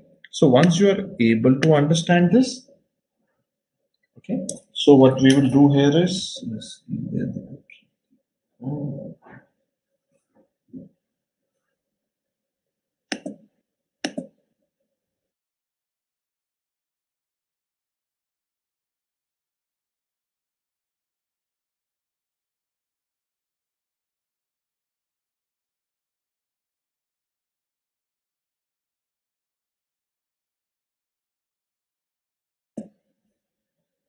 okay. So if there is rotation, now I want you to imagine with me for a second. Let's see, I just lost my pen in between. Okay. So let's see if you can answer and tell me. So one chest is touching the film and one is away from the film. So the chest which is properly touching the film will appear normal, but the chest which is not having good contact with the film will appear hazy. If there is rotation, what will happen? If there is rotation, you will find asymmetry in the lung lucency. Lucency means blackness. So there will be asymmetry in the lung lucency, which might lead to, okay, listen to me, which might lead to, any one of you can answer? You might mistake it for disease. Now, do you understand why it is important to look for rotation? If there is rotation, listen to me, if there is rotation, one lung might appear more hazy than the other. And if you are unable to know this, what will happen? But you don't know all this. You say, "Arey, iska ek lung hazy hai," and you say, "Arey, tumko pneumonia ho gaya." You understand this or not? What will happen is, if you don't know the basics, you will make mistakes in clinical life. So in your MCQ also, they will ask you, if there is rotation, what will happen? It can lead to asymmetry in lung lucency.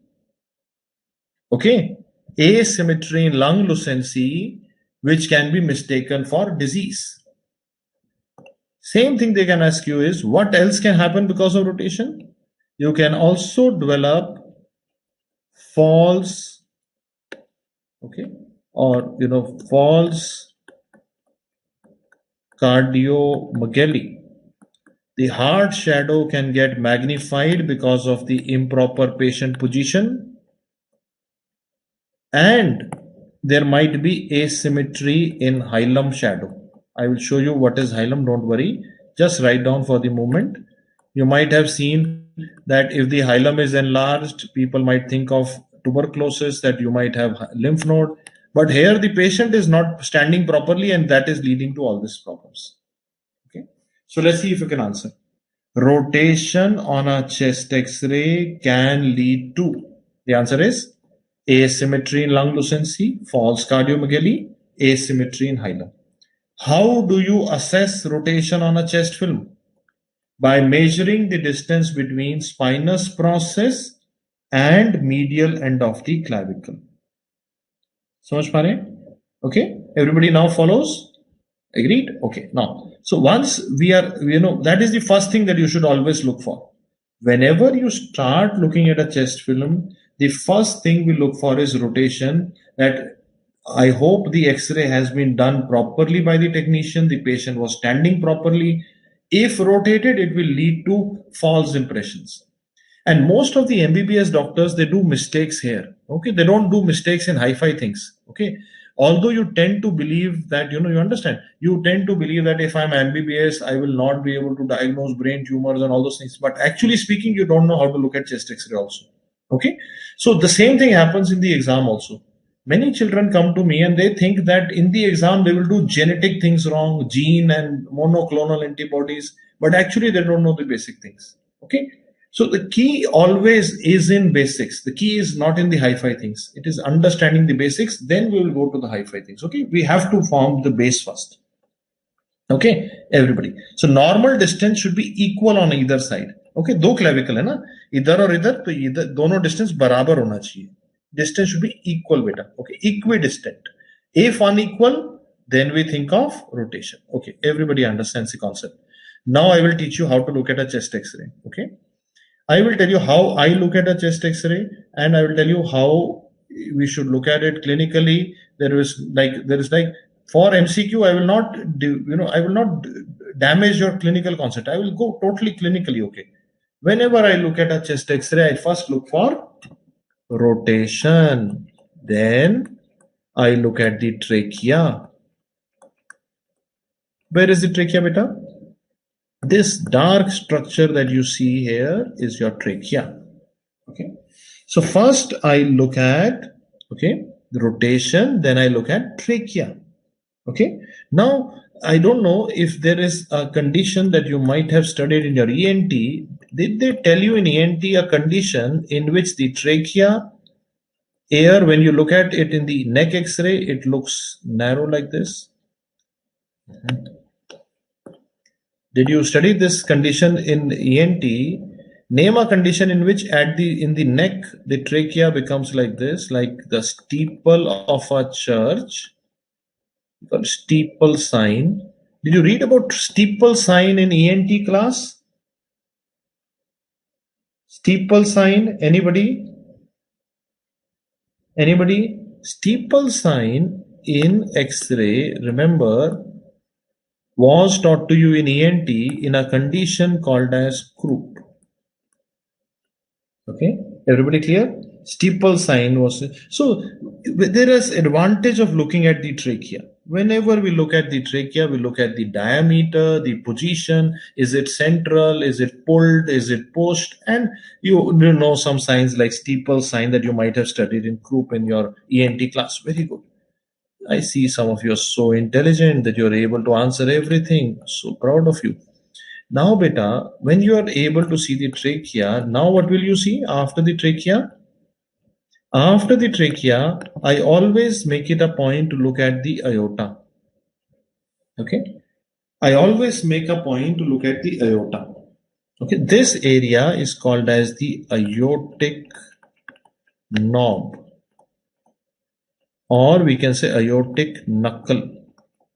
Okay, you might have done this in your first prof also, you might have done it when they were showing you some anatomy in the clinical significance.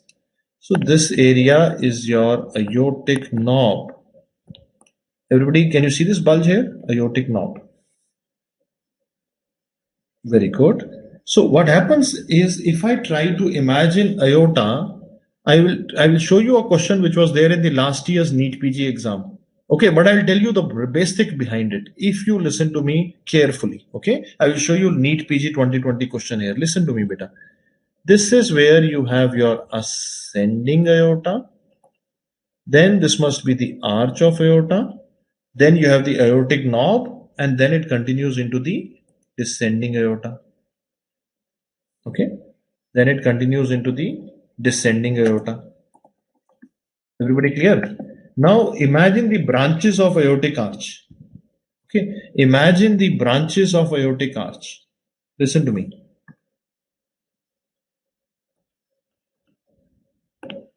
From the arch of aorta, you have an artery coming here, which is the brachiocephalic artery. Then you have the left common carotid. Then you have the left subclavian. Do you remember all this? Do you remember from the arch of aorta, you have a brachiocephalic artery on the right side? Brachiocephalic. Then you have the left common carotid, left subclavian. Okay.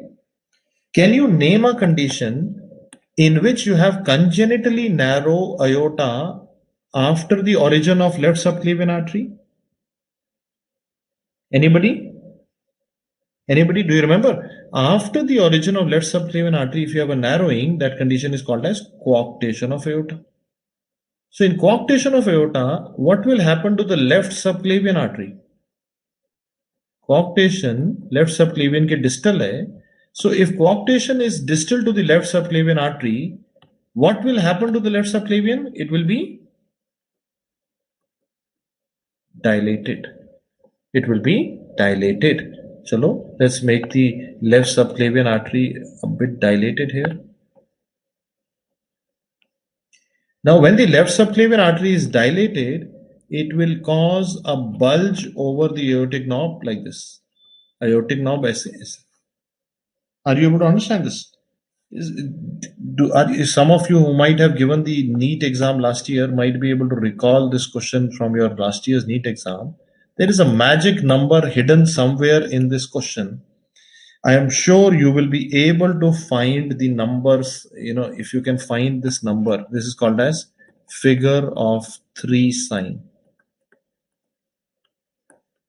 Seen in coarctation of aorta. So, and this was the image like this they had shown in the last year's NEET exam.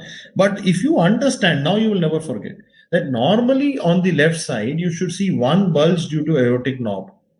If there is coarctation, even the left subclavian is dilated, and that is causing a figure of 3 appearance. So figure of 3 appearance on chest X-ray is seen in.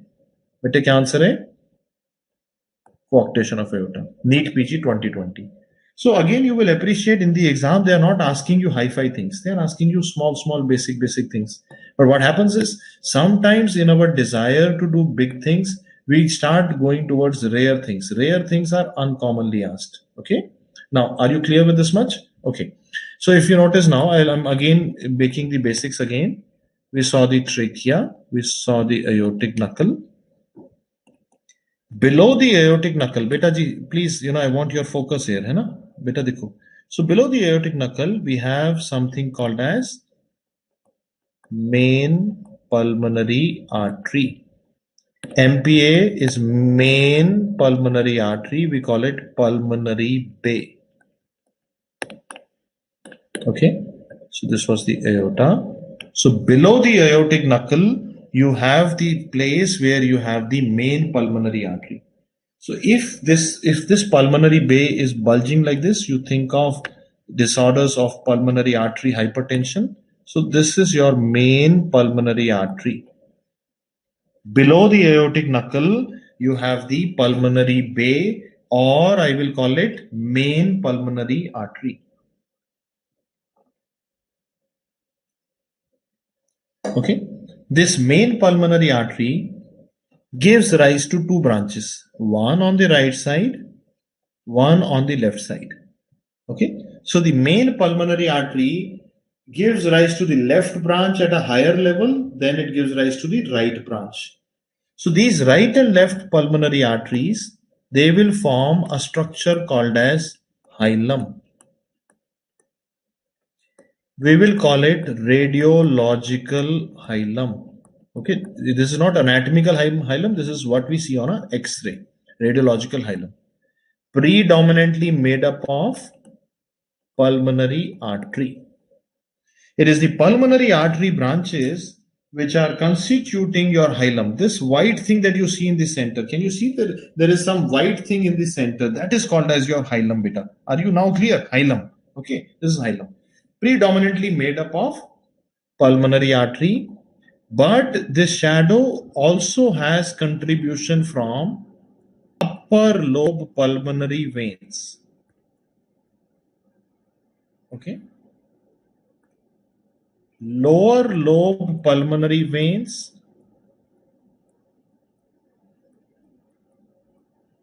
and lymph nodes. And normal lymph nodes are not seen on a X-ray chest. Are you able to understand this? Should I repeat? Okay, I'm slowly repeating. In a normal person, hilum is made up of pulmonary artery and upper lobe veins. Lower lobe veins and normal lymph nodes, normal sized lymph nodes would not be visible on X-ray. Lymph node X-ray pe kab dikhega? When it is enlarged. Otherwise, you will not be able to see it on a X-ray. So normal lymph nodes are not visible on X-ray. If it is enlarged, then you will be able to see it. Okay, everybody clear?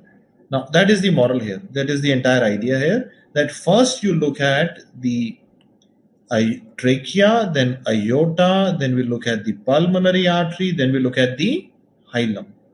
Okay. Then what I do is I look at the cardiac borders and cardiac size.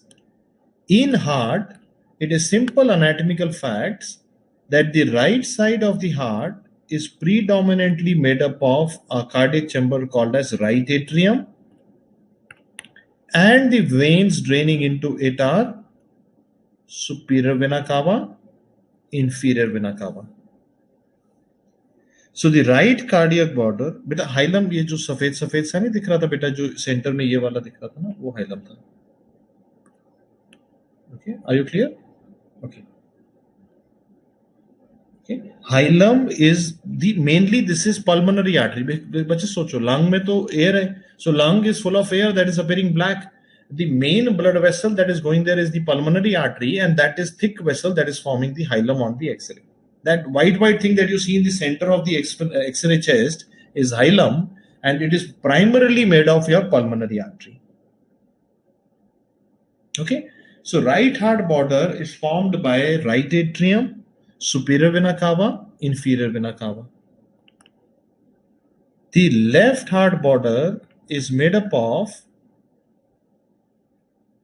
left ventricle with a small contribution by a structure which I want you to know today, left atrial appendage, or we can also call it left auricle. So the left atrium does not touch the left heart border, but the atria has auricle. Atria में auricle होता है, वो इसको touch करता है. Are you clear or not? So hilum is, I told you, I am again repeating, hilum in a chest film is formed by pulm, not by lower lobe vein. Lower lobe vein is not a part of hilum on X-ray, and normal sized lymph nodes are not. Are you clear? Okay, everybody understands. Okay. So this is how the cardiac silhouette is there. Now, if you notice, I am taking my eye I am keeping my eye in the central part of the chest film, and I am going from above downwards. That is how my eye really moves in my clinics. I look at trachea, aorta, pulmonary artery, hilum, cardiac borders. Okay, everybody clear? Everybody understands the cardiac border, left border, right border? Yes, very good, very intelligent. Okay, now once you are able to understand the cardiac borders, then I look at the cardiac size.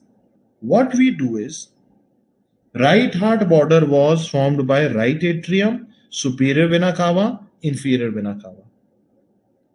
Okay, now what we do now is we draw a line in the midline. Okay, we draw a line in the midline. We calculate the maximum diameter on the right side. We call it A. We measure the maximum diameter on the left side. We call it B. Then we measure the maximum thoracic diameter. We call it T. Okay. A plus B is your maximum cardiac diameter, divided by T, which is your thoracic diameter. This is called as CT ratio. If this ratio in an adult is more than 0.5, I will call it cardiomegaly. Okay, this is how you assess the cardiac size on a chest film. Okay, are you clear? This is how you assess cardiac size. You measure the maximum cardiac diameter on the right side, maximum on the left side. That is your cardiac diameter. You divide it with your thoracic diameter. This is called as cardiothoracic ratio. If it is more than 0.5 in the adult, you call it cardiomegaly. Why did I say adult? Because in infants, the criteria is different. Anybody knows the infant criteria? In infant, if your cardiothoracic ratio is more than 0.6, then you will call it as cardiomegaly, otherwise not. Everybody understands? Okay, so this is how you measure the cardiothoracic ratio. And if you notice, okay, listen to me. So as a radiologist or as a physician, we always check the trachea, then we check the aorta, Then we look at the pulmonary bay.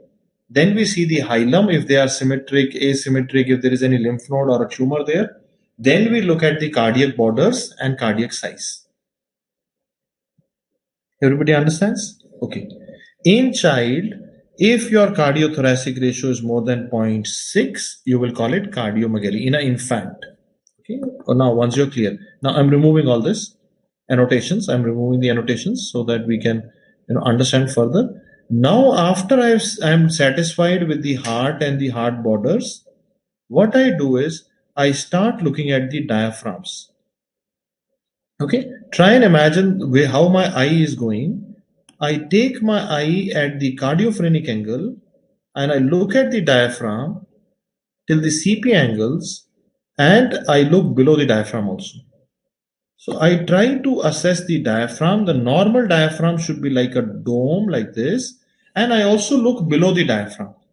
Many times the problem might be below, okay, the problem might be below the diaphragm.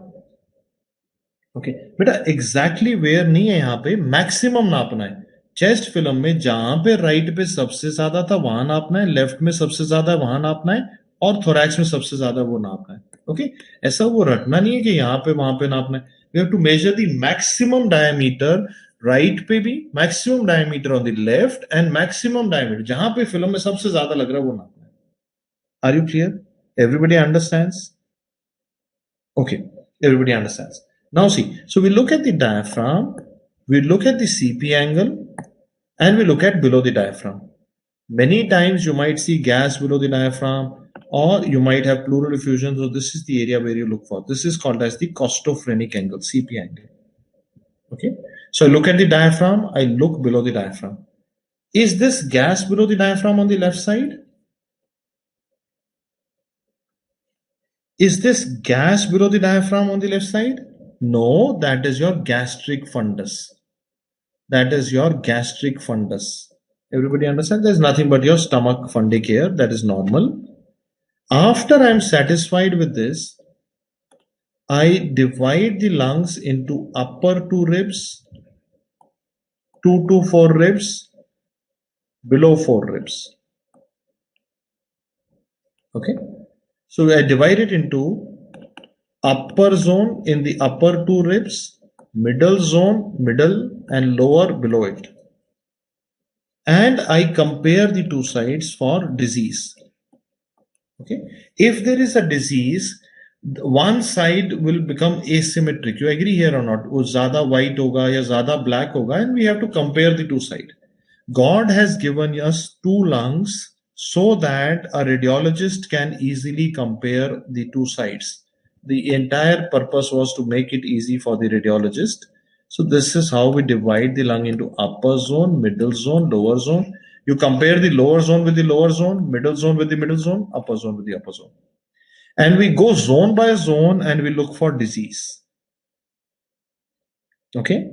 If we look for disease, we go zone by zone and we try to compare the two sides to get an idea that disease kahan pe hai, which we will try to see in our classes. We'll try to see the diseases gradually. Then after that, I look at the ribs and the bones and the soft tissues. I look for any rib fractures, any soft tissue lesions, any tumor in the bone. I always try to look for the ribs and the clavicles and the soft tissues before I sign my report. Okay. Everybody understands? Everybody follows? So this is the sequence of this. So this is how you look at a chest X-ray. This is called as inside out approach. This is not an MCQ. This is just to give you the approach. है ना? अभी MCQ देख रहे हैं. We're just looking at the approach. We were starting in the inside part. We saw the trachea, aorta, pulmonary artery. We saw the hilums. We saw the cardiac diameters. We saw the cardiac size and shape. We saw the lungs. We saw the bones and the soft tissues. If you do, and plus we also saw the diaphragm, below the diaphragm, and the CP angles. If you if you develop this approach, you will start looking at a chest x-ray better than others, but it is not going to happen tonight. It will take at least 3-4 months of practice as a clinician. Gradually you will be able to learn all this. Okay, because sometimes what I see is student after attending 5 minutes class will say I have become best in chest x-ray. It doesn't work like this. Okay, zones are like this.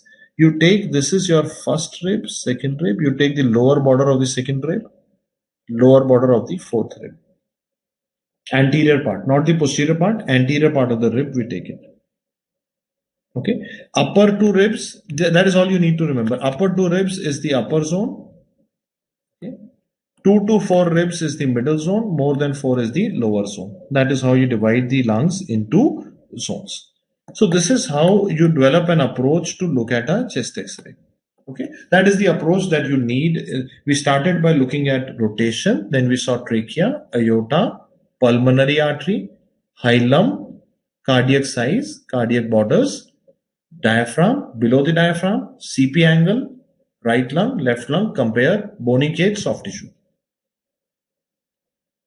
Okay, everybody understands.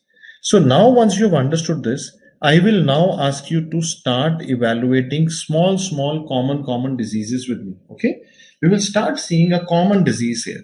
Okay, let's try to see a common disease, beta. Please listen to me. Okay, do you see any abnormality in this chest x-ray now? Okay, do you see any abnormality in the chest x-ray? Yes, there is a opacity.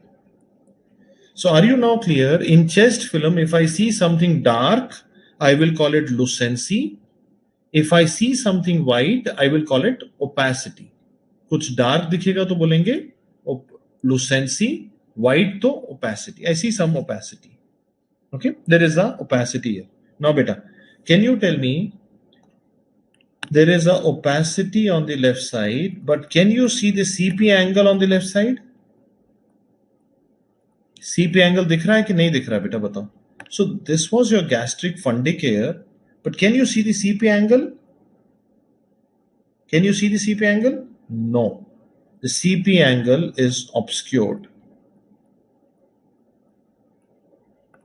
Now, why would CP angle become obscured? Anybody? Now, CP angle would become obscured if there is a problem which is dependent. जो सबसे नीचे जा रही है. What would go lowermost in the pleura? क्या जाएगा सबसे नीचे? That has to be fluid. So when I see CP angle obscured, I start suspecting that I'm looking at pleural effusion. Do you agree? An opacity obscuring the CP angle, I start thinking that maybe this is pleural effusion. Okay. Now see, the water has a property. Listen to me. I showed you earlier also. Water has a property of spreading. पानी होता है तो फैलता है. Okay. So imagine now, listen to me everybody, just see with me. If you have pleural effusion here at the CP angle, if it is more than this, then what will happen? If you have pleural fluid more than this, it will spread over the diaphragm. फैलेगा ना तो वो diaphragm के ऊपर फैल जाएगा. Do you agree कि नहीं? अगर pleural fluid और होगा, it will spread over the diaphragm. And if there is fluid over the diaphragm will be obscured. We were able to see the diaphragm on X-ray because of the air in the lung outlining it. Now what you see here is not only the CP angle is obscured, even the diaphragm in this patient is obscured. Again telling me that probably I'm looking at a disease which is going into dependent area or it is spreading. Both of them are characteristics of fluid. And third thing I see is, if this is fluid, it should climb up along the chest wall because of the capillary action happening along the chest wall.